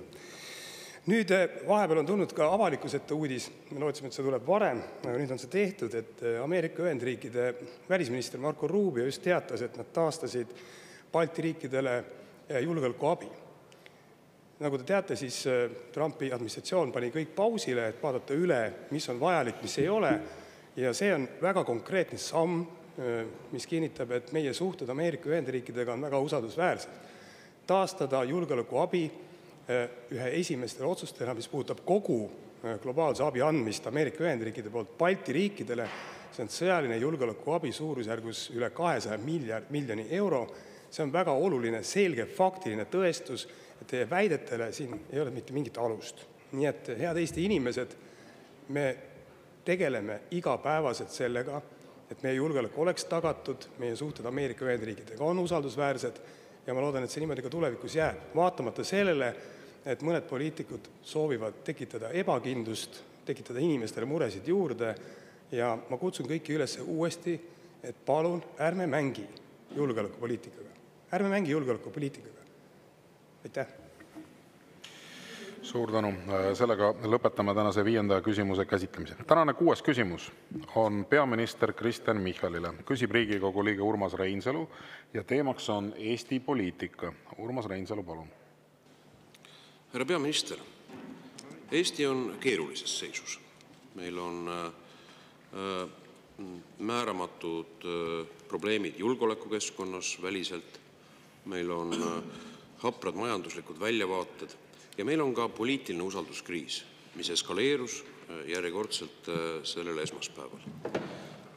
Siin parlamendisaalis on kõik parlamendi jõud, ka teie partei sealhulgas, tõdenud, et senini poliitiline juhtimine on jõudnud ummikusse. Isamaa erakond arutas seda probleemi väga tõsiselt. Milline võiks olla lahendustee, et liikuda edasi, et Eesti ei kaotaks aega, nagu Eesti on kaotanud aega viimase 8 kuu jooksul. Ja minu ettepanek teile, härra peaminister, ja ma saadan kõigile parlamendierakondade juhtidele täna välja ettepaneku, et poliitiline riigi juhtkond peaks tõsiselt seda olukorda arutama ja peaks leidma lahenduste edasi liikumiseks selliselt, et poliitilises ummikseisus oleks mõistlik rakendada Saksamaa mudelit, nii nagu Saksamaa viis läbi uued valimised, et ka Eesti kodanikud saaksid, ma võtsin välja valimisteenistused sellekohased andmed, juba kui meil õnnestub saavutada poliitiline kokkulepe parlamendi poliitilise enamuse poolt siin saalis koostöös presidendiga, siis sellel moodusel viia Eestis läbi aprilli lõpul uued parlamendivalimised, et Eesti ei kaotaks aega, esiteks, ja teiseks, et me saaksime astuda selge sammu usalduskriisist väljumiseks, mis on nii julgeolekuliselt ja ka sotsiaalselt ja majanduslikult Eesti ühiskonna efektiivsuse jaoks tõsine probleem. Härra peaminister, kas te olete valmis tõsiselt kaaluma minu ettepanekut? Aitäh, härra Reinsalu. Mina jälle omalt poolt oleks oodanud selle sissejuhatuse järel sõnumit, et te olete kaalunud ja otsustate Eesti riigi ja rahva jaoks keerulisel ajal tulla parempoolsesse valitsusse ja panna õla alla. Te oleksite pidanud seda kaaluma, mitte mängurlust, et valitsusel ja koalitsioonil on enamus olemas ja ajal, kui julgeolekuolukord, nagu te ütlete, on kriitiline, tuleb teha otsuseid julgeolekukulude kasvatamisel, uute võimete hankimisel ja ka majanduse jaoks. Jah, majandus on tõusu alguses, aga tõus on habras. See tähendab seda, et tuleb teha ka otsuseid, et see tõus oleks kindel ja tooks Eesti inimestele jõukust. Nagu öeldud, kaotada ettevõtte kasumi maksustamine, vähendada ka eraisikute tulumaksukoormust esimesest eurost, nagu me oleme öelnud, mis aitab rohkem neid inimesi, kelle sissetulek on väike. Kõik need otsused on vaja nüüd ja kohe teha ja bürokraatiat ka vähendada. Ja mul on väga kahju, kui te lähete, ehkki ma küll mõistan, ega opositsioonil on vabadus tegeleda ju kõigega, millega ta tahab. Lähete nendele radadele, kus te uitate võimalustega, mis antud hetkel neid probleeme kuidagi ei lahenda. Ja valitsuse puhul ma endiselt ütlen, ma olen teile korduvalt öelnud, ma arvan, et ka Isamaa valijate huvides, keda Eestis on ju praegu, nagu toetusnumbreid vaatame, väga palju. Isamaa valijate huvides kindlasti oleks, et te oma rabedast käitumisest üle saaksite ja ütleksite kogu selle jutu peale, et tulete valitsusse, panete õla alla. Jah, valitsuses kindlasti ei saa iga osapool kõike teha, mida ta tahab. Aga parempoolne valitsus kindlasti viib ellu seda poliitikat, mida Eestil vaja on, nii maksude alandamisel, rohkem raha kättejätmisel, majanduskasvu elavdamisel kui julgeoleku kindlustamisel ja paljudes muudes valikutes. Nii et teinekord sellise kõlava sissejuhatuse asemel öelge, et te tulete tööd tegema, mitte mänge mängima. Aitäh! Suur tänu. Urmas Reinsalu, teil on täpsustav küsimus, palun. Härra peaminister, teate, osundus rabedusele, siis te kõnelesite kindlustundest 8 kuud tagasi siin parlamendisaalis. Ja me oleme saanud, nagu teie enda partei esindajad, Eesti 200 sotsiaaldemokraatide ministrid on öelnud, juhtimiskaose. Nüüd, tõsi on see, härra peaminister, et me peame panustama julgeolekusse. Kahjuks on selline olukord, nagu minu kätte täna sattus informatsioon ametnikelt, et 1,6 miljardi moona hankes on paraku suudetud kohustustega täita 0 eurot. Ja minu ettepanek on, et vastupidi, uued valimised peaksid looma Eestile rohkem julgeolekut. Ja selle nimel on mu ettepanek, et ka parteid lepiksid kokku, et nad riigikaitse küsimustes on venitusteta ka neid tegemata jätmisi tasa töötades täielikult Kaitseväe juhataja sõjaliste nõuannete alusel rahastama kriitilised Eesti võimevajadused ja moonavajadused. Nüüd küsimus tänases parlamendi situatsioonis, kus te olete hegemoon. Teil ei ole ühtegi vabandust oma kehva poliitika õigustamiseks. Osundada seda, et kas Isamaa, kes pakub teie poliitilisele agendale ja läbikukkumisele alternatiivi, peaks tulema teie poliitika legitimeerijaks, siis tõepoolest, minu vastus on eitav. See, et te mõne oma üksiku maksutõusude kaskaadi elemendi demonteerite Isamaa ja ühiskonna survel, ei ole teil selleks vaja Isamaad valitsusse. Reformierakonnal on olemas juba üks külgkorv, kes teie kõrval istub. 2 külgkorviga mootorrattaid ei ole vaja. Härra Michal, minu küsimus teile, te ei vastanud. Kas uued valimised põhimõtteliselt, et Eesti kodanikud langetaksid otsuse, kuidas me edasi liigume, me ei kaotaks aega, on teie jaoks mõeldav lahendustee praeguses poliitilises ummikseisus, mida te ise ju objektiivselt olete tunnistanud?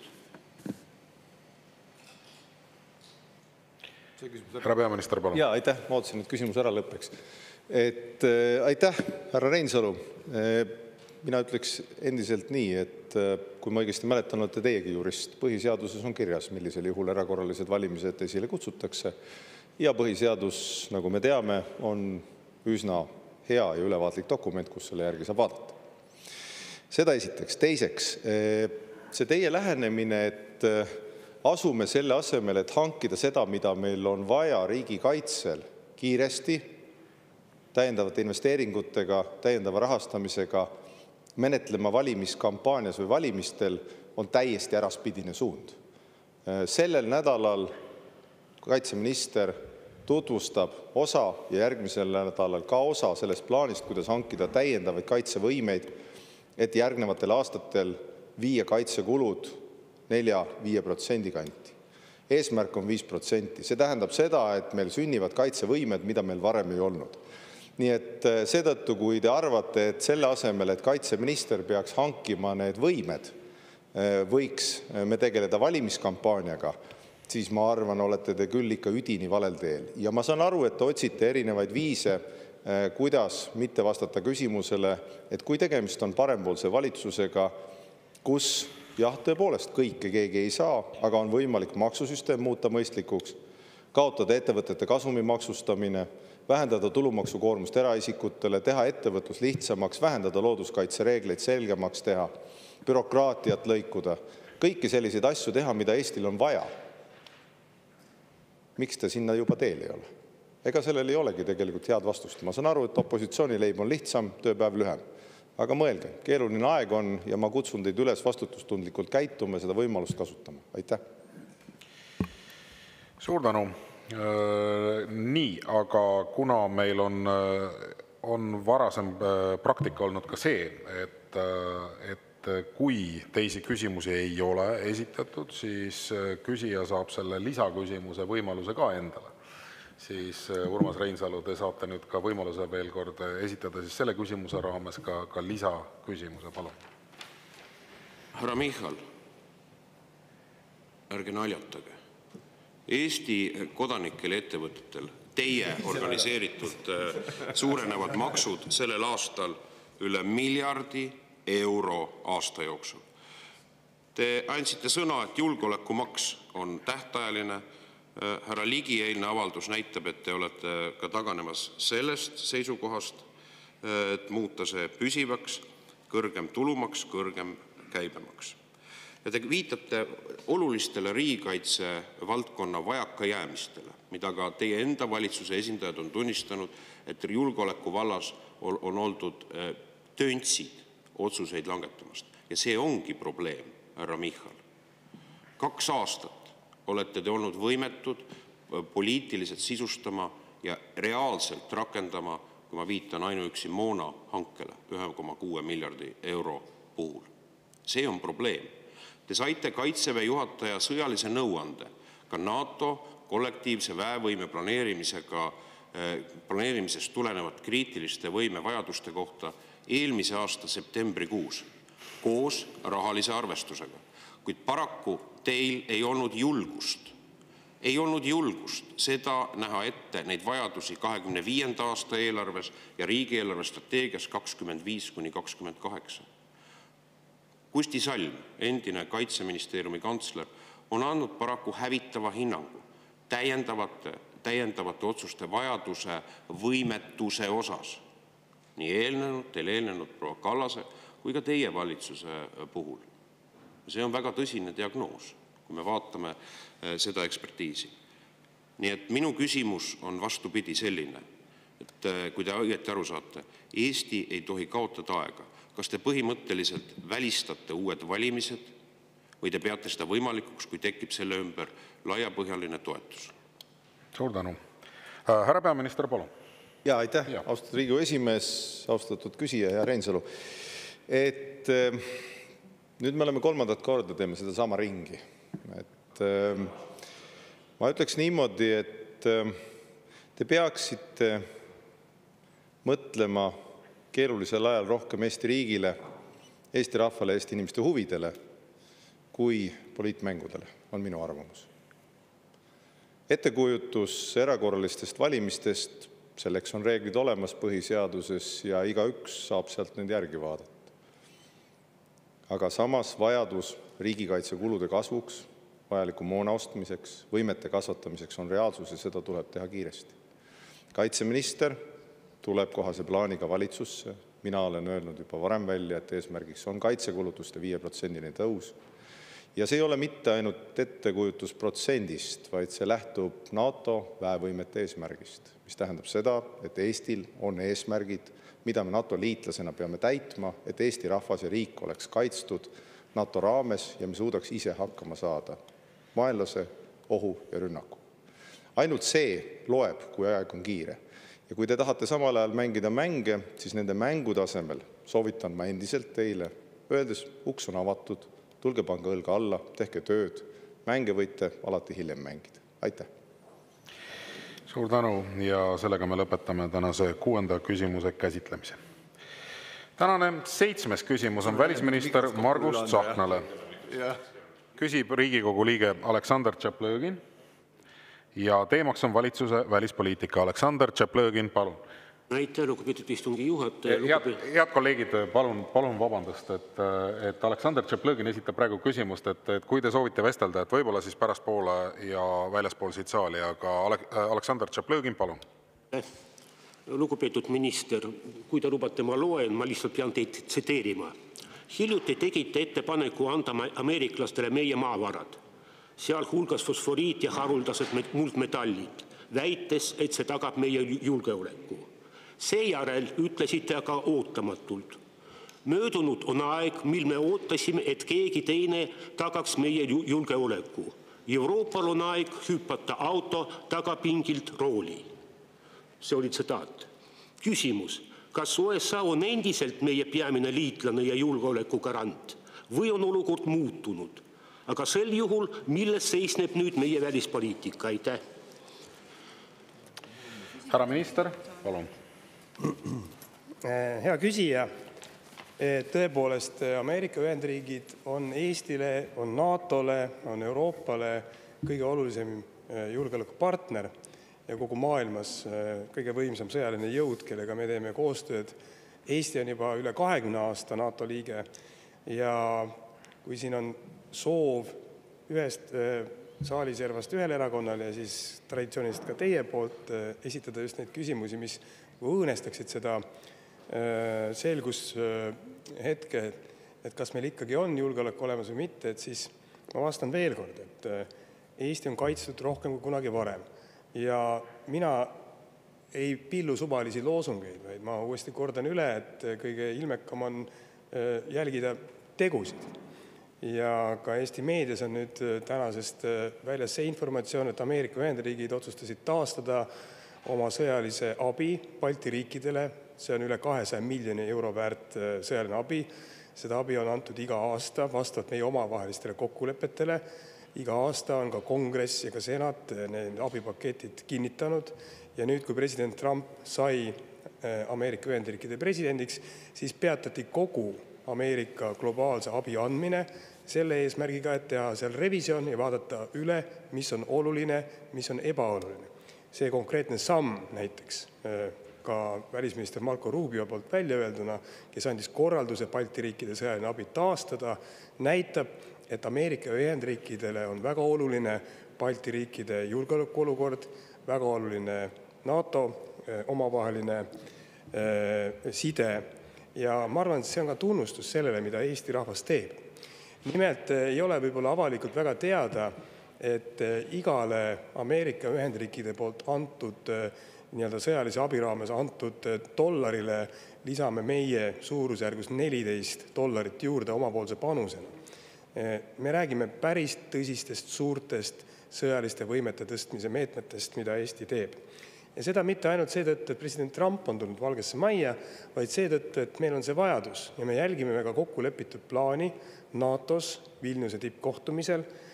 Vastavalt sellele ka NATO kõrgem sõjaline juht Sakör on andnud konkreetsed suunised, millised võimelüngad tuleb lähiaastatel täita, ja seda me teeme koos nii Euroopa liitlastega kui ka Ameerika Ühendriikidega, aga eelkõige ise.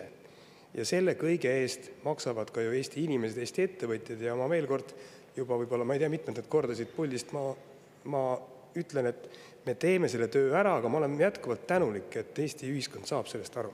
Aitäh! Suur tänu! Aleksandr Tšaplõgin, teil on täpsustav küsimus, palun.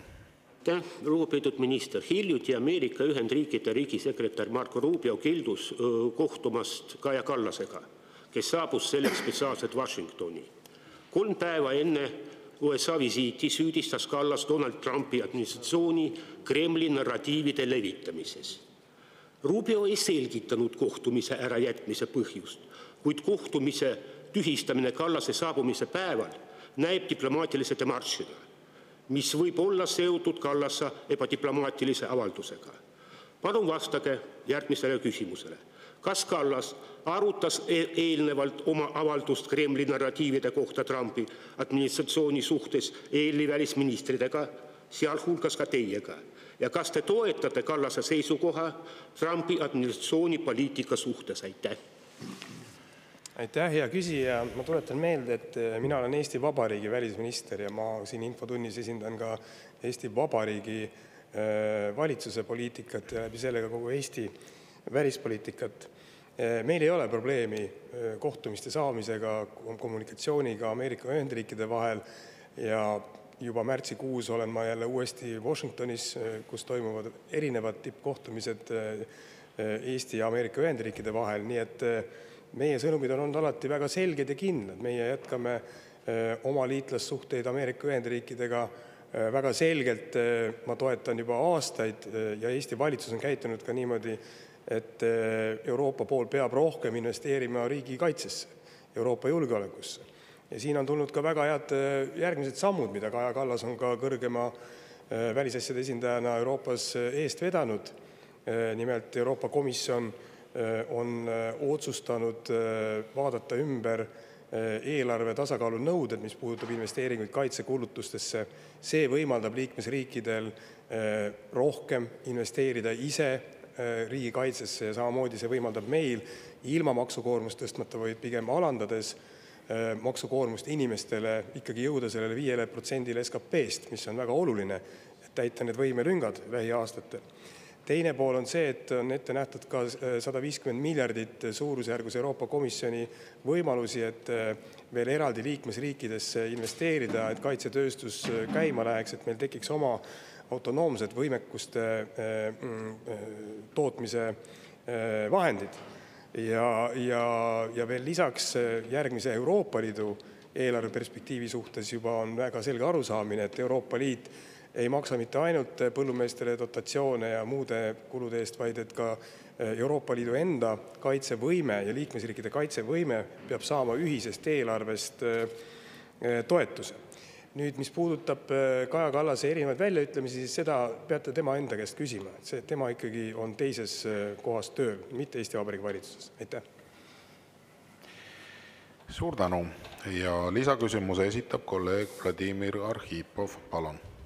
Aitäh, lugupeetud juhataja, lugupeetud minister.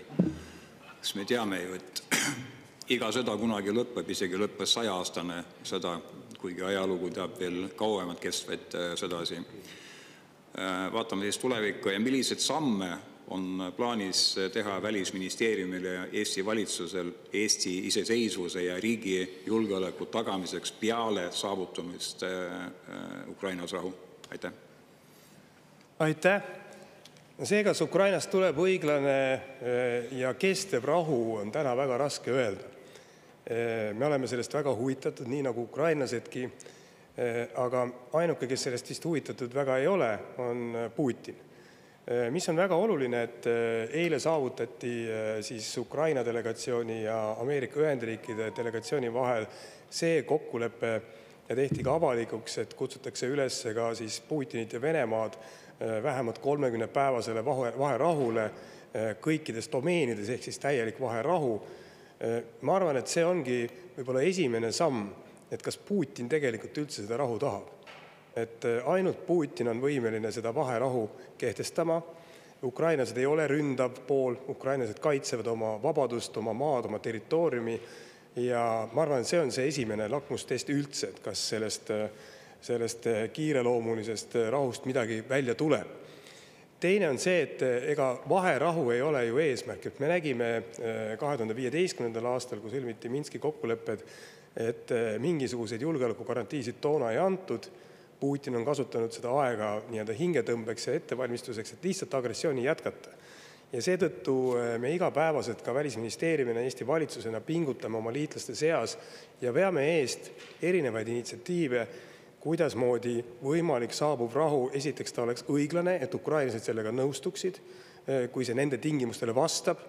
Teiseks, me mitte kunagi ei tunnusta territooriume muutmist sõjalise jõuga, ehk siis territoriaalse tervikuse printsiip jääb alati Eesti Vabariigi vaatest väga põhimõtteliseks seisukohaks, nii nagu me oleme seda nõudnud kõigi teiste oma liitlaste poolt meie suhtes ja laias maailmas laiemalt. Kolmandaks, me saame aru väga praktiliselt, et kui see rahu tuleb, siis tegelikult Putin peab olema nõrgemas positsioonis. Ja seetõttu on väga tähtis, et me jätkame kiireloomulist sõjalise abi andmist Ukrainale. Me peame seda tõstma ka vajadusel, kui Ameerika Ühendriigid ei jätka sõjalise abi andmist, siis Euroopa peab võtma siin rohkem positsioone, kuigi mulle tundub, et pigem asjad liiguvad õigemas suunas. Ameerika Ühendriigid eile teatasid ka, et seoses kokkuleppe saavutamise Ukrainaga vaherahu ettepaneku teemal on nad taastanud ka oma näiteks luureinfo andmise, mis on väga oluline samm selles suunas. Nii et minu üleskutse on, et võtame asja hästi rahulikult, hästi külma närviga, nii nagu Eesti inimesed on läbi aegade alati hakkama saanud. Teeme ära need asjad, mis me oleme ise planeerinud. Me õnneks ei pea mitte midagi oma plaanides muutma. Ja seisame ka oma liitlaste seas mingite teemade eest vedamisel, mida ma juba siin kirjeldasin. Ja küll see rahu seal tuleb ja püsib ka. Aitäh! Suur tänu! Sellega lõpetame tänase 7. küsimuse käsitlemise. Tänane 8. küsimus on peaminister Kristen Michalile. Küsib Riigikogu liige Jaak Aab ja teemaks on konkurentsiseadus. Jaak Aab, palun. Tänan, austatud esimees, lugupeetud peaminister. Konkurentsiseadusega ja konkurentsireeglite nagu järelevalvega on teema olnud aktuaalne mitu aastat juba siin Eestis. Üks formaalne põhjus on muidugi Euroopa Liidu konkurentsidirektiiv, mis täiendati ja millise algatusega saadi just hakkama siis, kui Eesti oli eesistuja Euroopa Liidus. Nüüd on siis kulunud sellest päris mitu aastat ja see eesmärk oli tegelikult tõhustada ja teha läbipaistvaks konkurentsijärelevalvet, anda paremad tööriistad läbi seadusega Konkurentsiametile, et saada siis võimalikud konkurentsimoonutused turul, mis vabaturumajanduse jaoks on ju oluline, et konkurents toimuks õiglaselt ja vabalt, või ka reeglite rikkumine kontrolli alla järelevalvatud ja rikkumised ka karistatud. Siis, kui viimane konkurentsiseaduse eelnõu muudatus jõudis Riigikokku, see tuli siis valitsusest eelmise aasta veebruaris, üle aasta aega tagasi. Ja kõik koalitsiooni osapooled olid sellise lahendusega nõus, mis seal eelnõus sisuliselt on, seda nii Reformierakond, Eesti 200 kui sotsiaaldemokraadid. Ja lühidalt sisu on see, et konkurentsijärelevalve peaks toimuma haldusmenetluse korras. Jah, lisati see, et trahvide määraks, juhul kui rikkumine on, võiks olla halduskohus. Praktika on olnud erinevad, et enamuses Euroopa riikides on see niimoodi, et lihtsalt haldusmenetlus, mõnel pool siis tsiviilkohus või meie mõistes halduskohus siis määrab selle trahvi. Küll ei ole ma aru saanud, mis on Reformierakonna seisukoht nüüd, kuidas selle eelnõuga peaks edasi minema, mis Riigikogu menetluses on? Aitäh! Aitäh! No, ma kõigepealt selle täiendan ära, et ega seda debatti on ju peetud ja kõigil vist päris ühesugune arusaamine tollal ei olnud. Viitan siin just Eesti 200-le, kellel tegelikult oli selle kompromissi puhul teistsugune arusaamine, nagu hiljem on selgunud. Ja selle lahenduse või eelnõu puhul, mis seisab majanduskomisjonis nüüd, ei ole ka samal ühesugusel arvamusel erinevad õigusteadlased, ettevõtjad, ettevõtlusorganisatsioonid, isegi vist kuni õiguskantslerini ütles mulle välisminister, et see positsioon on olnud üsna kriitiline selle eelnõu suhtes. Ja seetõttu oleme ju ka koalitsioonis seda vestlust pidanud, või vabandust, eelmises koalitsioonis seda vestlust pidanud, et see tuleb lahendada võimalikult kiiresti, sest sellel otsustamatusel on ikkagi lubamatult kõrge hind. Me oleme saanud 400 000 eurose trahvi, lisaks tuleb maksta iga päev 3000 eurot, kui ei suudeta seda vastu võtta. Ja 12 ettevõtlusorganisatsiooni on andnud majanduskomisjonile, Justiitsministeeriumile ühispöördumises teada, et nad on jätkuvalt kriitilised Riigikogu menetluses oleva konkurentsiseaduse muutmise eelnõu, haldustrahvide eelnõu osas. Nii et see on, minu hinnangul on see meie jaoks väga kallis olukord, mis sümboliseerib seda, kuidas ei ole suudetud seda eelnõud ära parandada, on seda palli mängitud, justiitsminister nüüd on pakkunud uued lahendused välja ja kui te küsite, et mis on valitsuse plaan, siis see otsustamatus ära lõpetada. Me teeme uue eelnõu, eeldame justiitsministrilt tuleb uus eelnõu, saadame selle uue eelnõu parlamenti ja otsustamatusest peaks saama otsused. Aitäh! Suur tänu. Jaak Aab, teil on täpsustav küsimus, palun. Aitäh, et austatud peaminister. See on tõsiselt keeruline nii sisuliselt kui ka juriidiliselt. Me teame seda, me oleme seda diskussiooniga pidanud selles eelmises koalitsiooni nõukogus ja eksperdid on erinevatel arvamustel. On loodud mulje, nagu kõik õiguseksperdid oleks kriitilised selle eelnõu suhtes, mis just valitsuses on. Tegelikult on neid eksperte, kes on öelnud, et nii sisuliselt Eestis konkurentsijärelevalve tõhustamise mõttes, ka ametile paremate tööriistade andmise mõttes on just see eelnõu see, mis sisuliselt on parim. Ja seda on küsitud ka Euroopa Komisjonilt, kas selline lahendus siis selle konkurentsidirektiivile vastaks. Ja on saadud esialgu ka vastused, jah, see vastaks. Ja siin ma kindlasti ei taha rõhutada, et see kõige olulisem teema on see konkurentsidirektiiv, kuigi nagu te ise rääkisite, ilma seda sisulist ülevõtmist tegemata me maksame rikkumistrahvi alates 2021. aastast. Miks ei ole siis justiitsministrid, kellest enamus on olnud reformierakondlased, suutnud tulla siis selle lahendusega Riigikokku, et nii sisuliselt kui formaalselt lahendada see probleem? Et me ei peaks seda trahvi maksma. Jaanuaris tuli siis see ühekordne trahv lisaks, kus 400 000 määrati Euroopa Kohtu poolt, kuna Euroopa Komisjon kaebas kohtusse. Ja minu hinnangul on siiski kellelgi väga suur huvi tõkestada ja takistada selle eelnõu liikumist, konkurentsijärelevalve tõhustamist.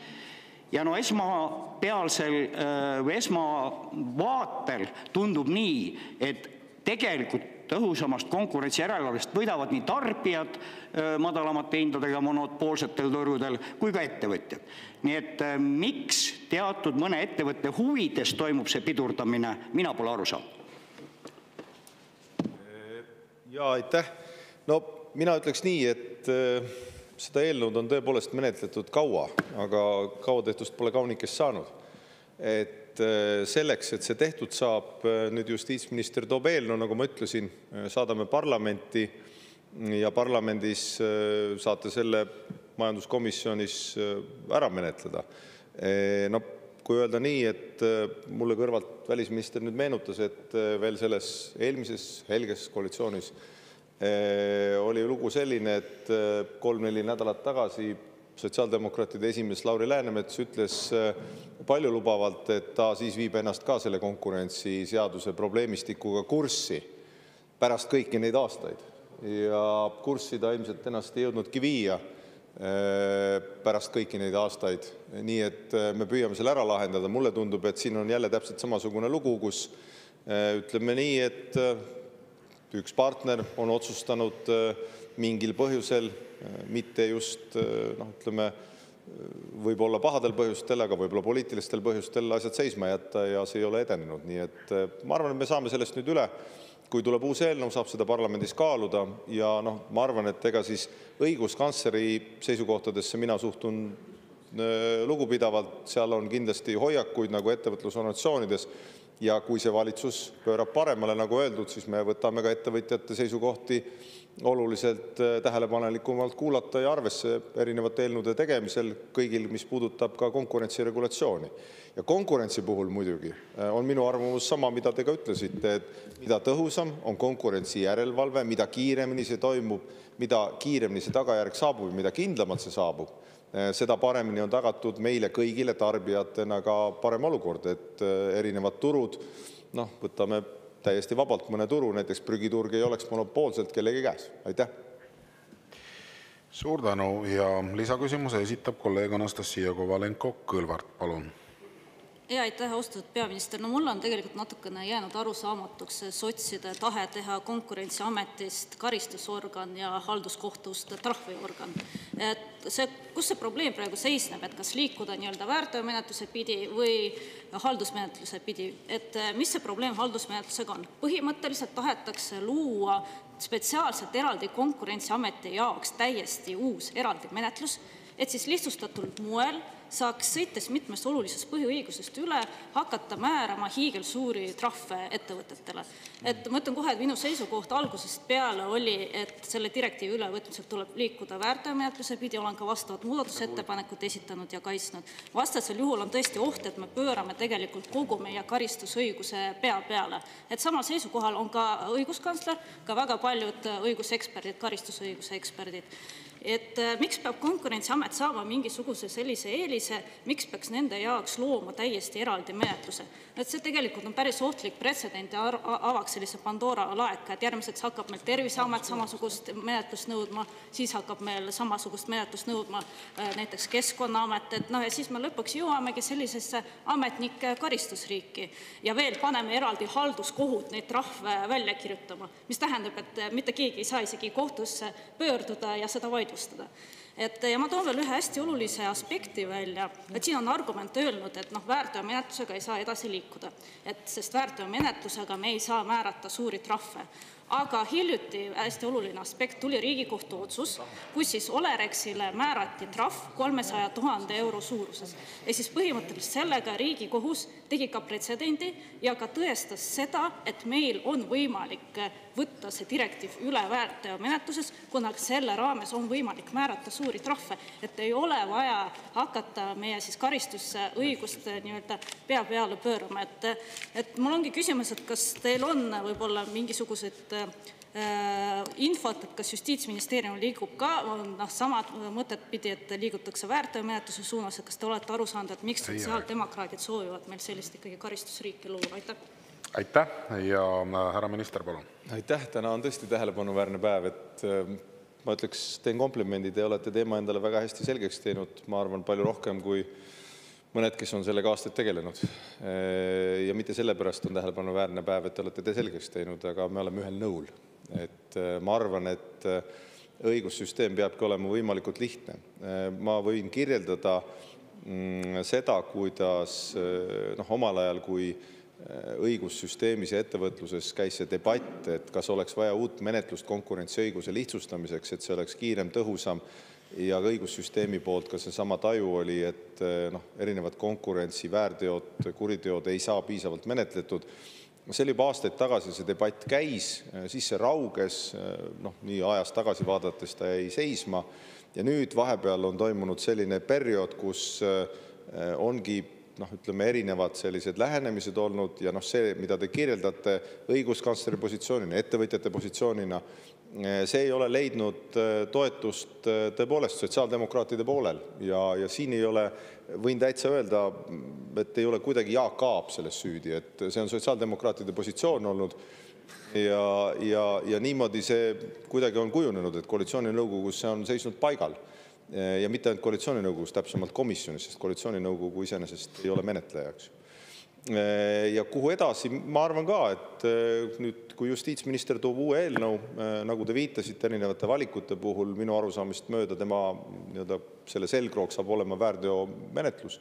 Ta toob selle lahenduse, siis selle lahenduse me valitsuses saadame parlamenti, siis parlamendis saate seda debateerida, aga ma arvan jah, et selliste seisukohtade selguse ja asja tundmisega te kindlasti peaksite Jaagule õla alla panema, selgitama seda, et miks see nii on ja mis on enesesüüstamise nii-öelda vahekord ja nii edasi, kes mida tõestama peab. Aitäh!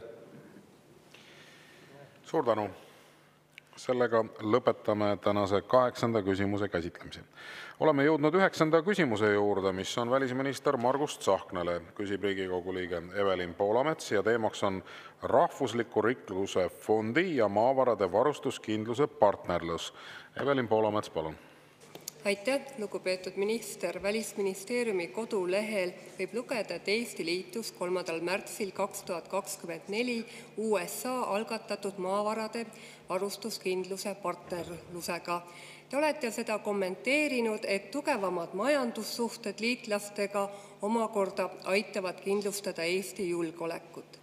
Liitumisest on nüüd aasta möödas. Palun rääkige lähemalt sellest koostööst, millised arengud on toimunud, millistel tingimustel Eesti liitus Mineral Security Partnershipiga ja kui palju on panustatud sellesse, et luua sarnaseid strateegilisi lepinguid, nagu Ukraina on USA-ga sõlmimas, mis puudutavad haruldaste muldmetallide kasutamist ja võimalikke julgeolekutagatisi. Palun selgitage, kuidas täpsemalt on Eesti maavarad seotud Eesti julgeolekuga. Aitäh! Aitäh, hea küsija, väga oluline teema, küll delikaatne, kuna Eesti rahval on seoses fosforiidi kaevandamisega Nõukogude okupatsiooni tingimustes väga halvad mälestused, aga see oli ka üks teema, mis meie rahva äratas ja ma võin ilma igasuguse liialdamiseta väita, et aitas oluliselt kaasa sellele, et Nõukogude Liit lõpuks kokku kukkus. Et toona ei olnud see põhjus isegi niivõrd palju, et kas fosforiiti kaevandada või mitte. Kuigi siis tõepoolest need tehnoloogiad olid väga brutaalsed meie looduse ja põhjavee ja kõige vastu, vaid toona oli ju ka varjatud plaan, mis tuli avalikuks tänu Endel Lippmaale ja paljudele teistele, et siia tuua ikkagi sadades tuhandetes võõrtöölisi, nii-öelda Nõukogude inimesi, ilma meie käest küsimata. Ja see on see trauma, mis Eesti rahval on. Ja seetõttu me peamegi sellest teemast rääkima hästi avatult, hästi põhjalikult, põhinedes faktidel, põhinedes teadusuuringutel ja ka rääkides avalikult, et millised võimalused, juhul kui uuringud tõestavad, et seal tõepoolest peale fosforiidi, millest saab teha ka Eestis väärindades väetisi, mida maailmas vaja, on ka haruldased muldmetallid, mida oleks võimalik kasutada kõrgtehnoloogilise tööstuse arendamisel Eestil. Nüüd, mis see plaan on? Ka koalitsioonilepingutes alates 2011. aastast juba on just nimelt nende uuringute poolega tegeletud tõsiselt. Lootus on, et kuskil aasta jooksul me saame need lõplikud vastused, need analüüsid, mida oleks võimalik teha nende väärtustega, mis on maapõues peidus, ja samamoodi ka, et milliseid tehnoloogiaid siis oleks võimalik kasutada, et võimalikult vähe meie looduskeskkonda kahjustada. Ja kõigile lisaks me peame ka veel avalikus arutelus ja Eesti rahva otsustele tuginedes siis otsustama, et kuidas me üldse selle teemaga edasi läheme. Küsimus ei ole mitte ainult ju kaevandamises. Küsimus on ka näiteks selles, et kuidas äkki võtame eeskuju Norra riigist, kes aastakümneid tagasi leidis oma maapõuest gaasi, naftat ja ka haruldasi muldmetalle. Ja see oli avalik arutelu, et kuidas moodi neid väärtusi käsitleda, käidelda ja mida teha ka selle suure väärtusega rahalises võtmes, mida on saadud. Ja Norras on loodud õlifond, millel on kohutavalt suur väärtus, mida ma ei suudagi isegi siin välja hääldada. Me räägime triljonitest eurodest ja nad on paika pannud väga selgelt, kuidas siis seda väärtust kasutada oma ühiskonna heaks. Nüüd rääkides lühidalt sellest rahvusrikkuse fondi ja maavarade varustuskindluse teemast, Eesti ühines tõepoolest maavarade varustuskindluse partnerlusega aasta tagasi ja see eesmärk ongi saada parimaid kogemusi nii teadmiste mõttes kui ka tehnoloogiate suhtes, aga kindlasti ka osaleda selles võrgustikus, kuidasmoodi maksimaalselt väärindada looduskeskkonnale säästlikul moel neid maavarasid ja seda kogemust on seal väga palju. Aitäh! Suur tänu! Evelin Poolamets, teil on täpsustav küsimus, palun. Aitäh! Ja kuna te juba ise ka puudutasite rahvusliku rikkuse fondi, eriti mis puudutab fosforiidi kaevandamisest saadavat tulu, siis ma võtaks kinni teie viimasest intervjuust Lääne-Virumaa Teatajale, kus te ütlesite, et võimaliku fosforiidi kaevandamise korral jäävad kõik kodud alles ning põhjavesi säilib. Ja samas tekitab see lubadus küsimusi, arvestades kaevandamise ulatust ja võimalikku keskkonnariske, et kuidas kavatseb valitsus tagada, et kaevandamise mõjud ei kahjusta põhjavee kvaliteeti ega kohalike elanike elukeskkonda, eriti arvestades varasemaid uuringuid, mis viitavad võimalikele riskidele.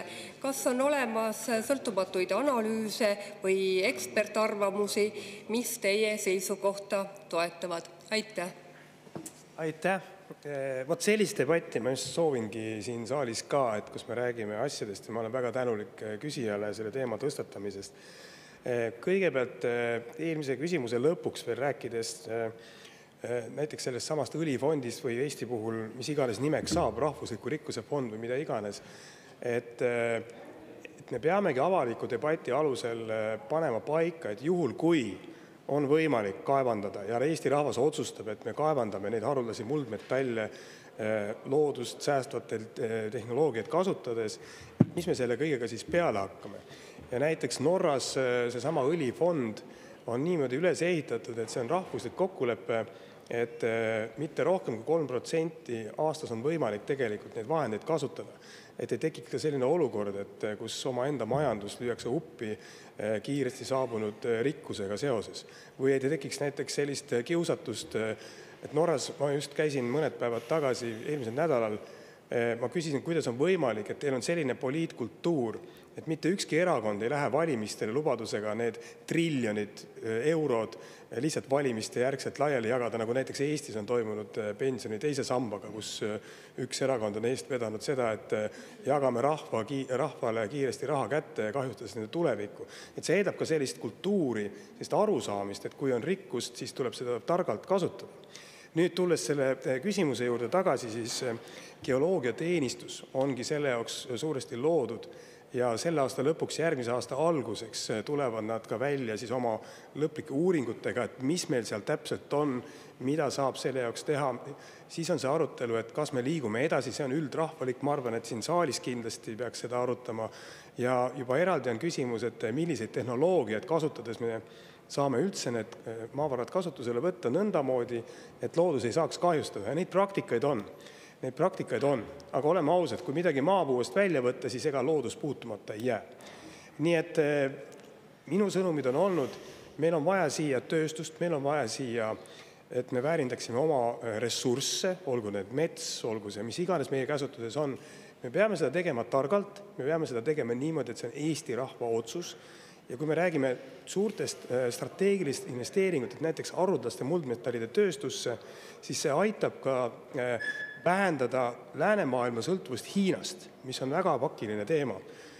Ja kindlasti aitab siia tuua ka selliseid strateegilisi investeeringuid, mis kindlasti suurendavad ka Eesti riigi julgeolekut laiemas perspektiivis.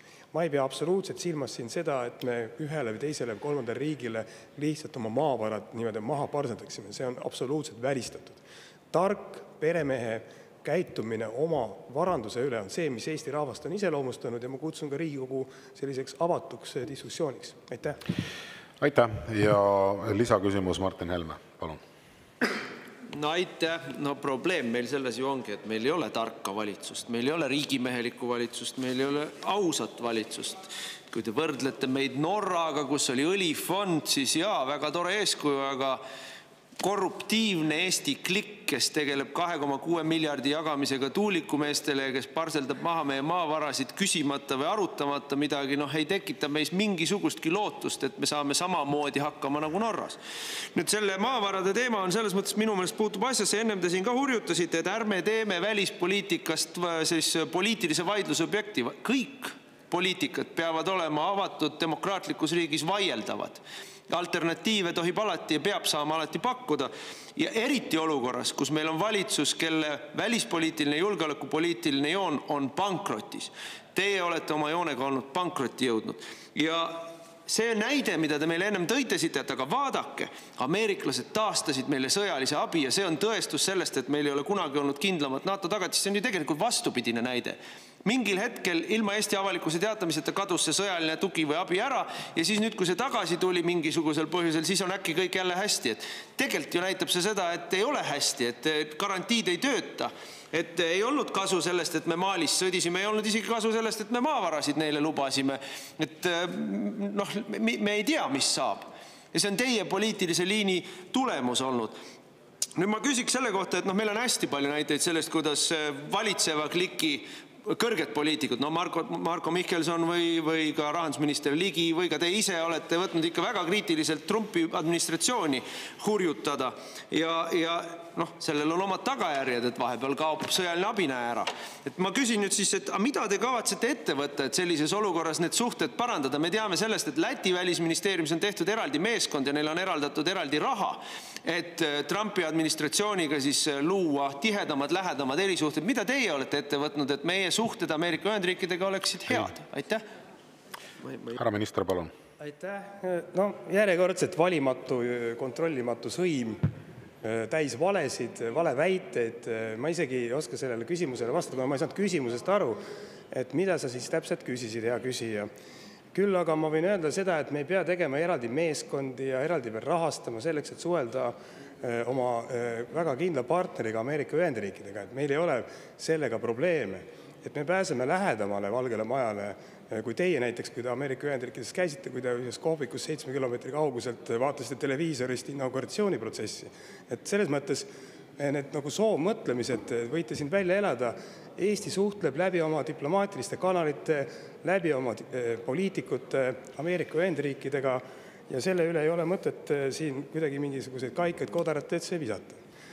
Nüüd, kui tulles tagasi sõjalise abi juurde, siis see on vastupidi väga märkimisväärne samm. Et olukorras, kus Trump teatas väga selgelt oma esimestel päevadel ja tegi vastavad otsused, et kõik abi, mida Ameerika Ühendriigid globaalselt annavad, pannakse pausile, viiakse läbi revisjon, mis ei ole lõpuni jõudnud. Ja selle revisjoni esimeses otsas täna on otsustatud taastada sõjaline abi Balti riikidele ja mitte väga väikses mahus, me räägime sadadest miljonitest dollaritest, näitab just nimelt seda, et see valitsus ja ka eelmised valitsused on teinud väga õiget tööd, mis puudutab Eesti riigikaitset, mis puudutab rahvusvahelisi suhteid ja ka suhteid Ameerika Ühendriikidega kui strateegilise partneriga. Ja ma ei tahagi väga palju kommenteerida teie seda mudaloopimist siin Eesti inimeste pihta, kes on aastakümneid teinud tööd Eesti riigikaitse tugevdamise jaoks, et mis on see mõõdupuu, kuidas mõõta erinevate valitsuste tulemust ja tulemuslikkust ongi see, et Eesti on täna vaba. Eesti on täna vaba, Eesti ei ole üksi enam, nii nagu me kunagi koos otsustasime. Meil on liitlased siin, me oleme ise võimekad, meie Pika-Hermanni tornis, siin samas lossis lehvib sinimust valge lipp ja lehvib seal pikalt edasi, vaatamata teie ponnistustele. Nii et minu tänu veel kord kõigile poliitikutele, kõigile Eesti inimestele, ettevõtjatele, et jätkame seda tööd. Järgme laske meelest segada sellest muda ja pori loopimist, mida te kahjuks siin iga kolmapäev teete vähemalt. Või ka pühapäeviti kuskil raadios. Aitäh. Suur tänu, lugupeetud minister ja head kolleegid, et sellega on meie tänane infotund lõppenud. Ma tänan Riigikogu liikmeid, tänan kõiki kolleege. Mart Helme, ma kahjuks ei jõua võtta teie protseduurilist küsimust. Ei jõua, sellepärast, et me pean poole minuti pärast võtma juba panema kõlama saali kutsungi, sellepärast, et täpselt kell 2 algab Riigikogu täiskogu istung. Et seega, head kolleegid, suur tänu aktiivse osaluse eest tänases infotunnis ja me jätkame täpselt kell 2 algava Riigikogu täiskogu istungiga.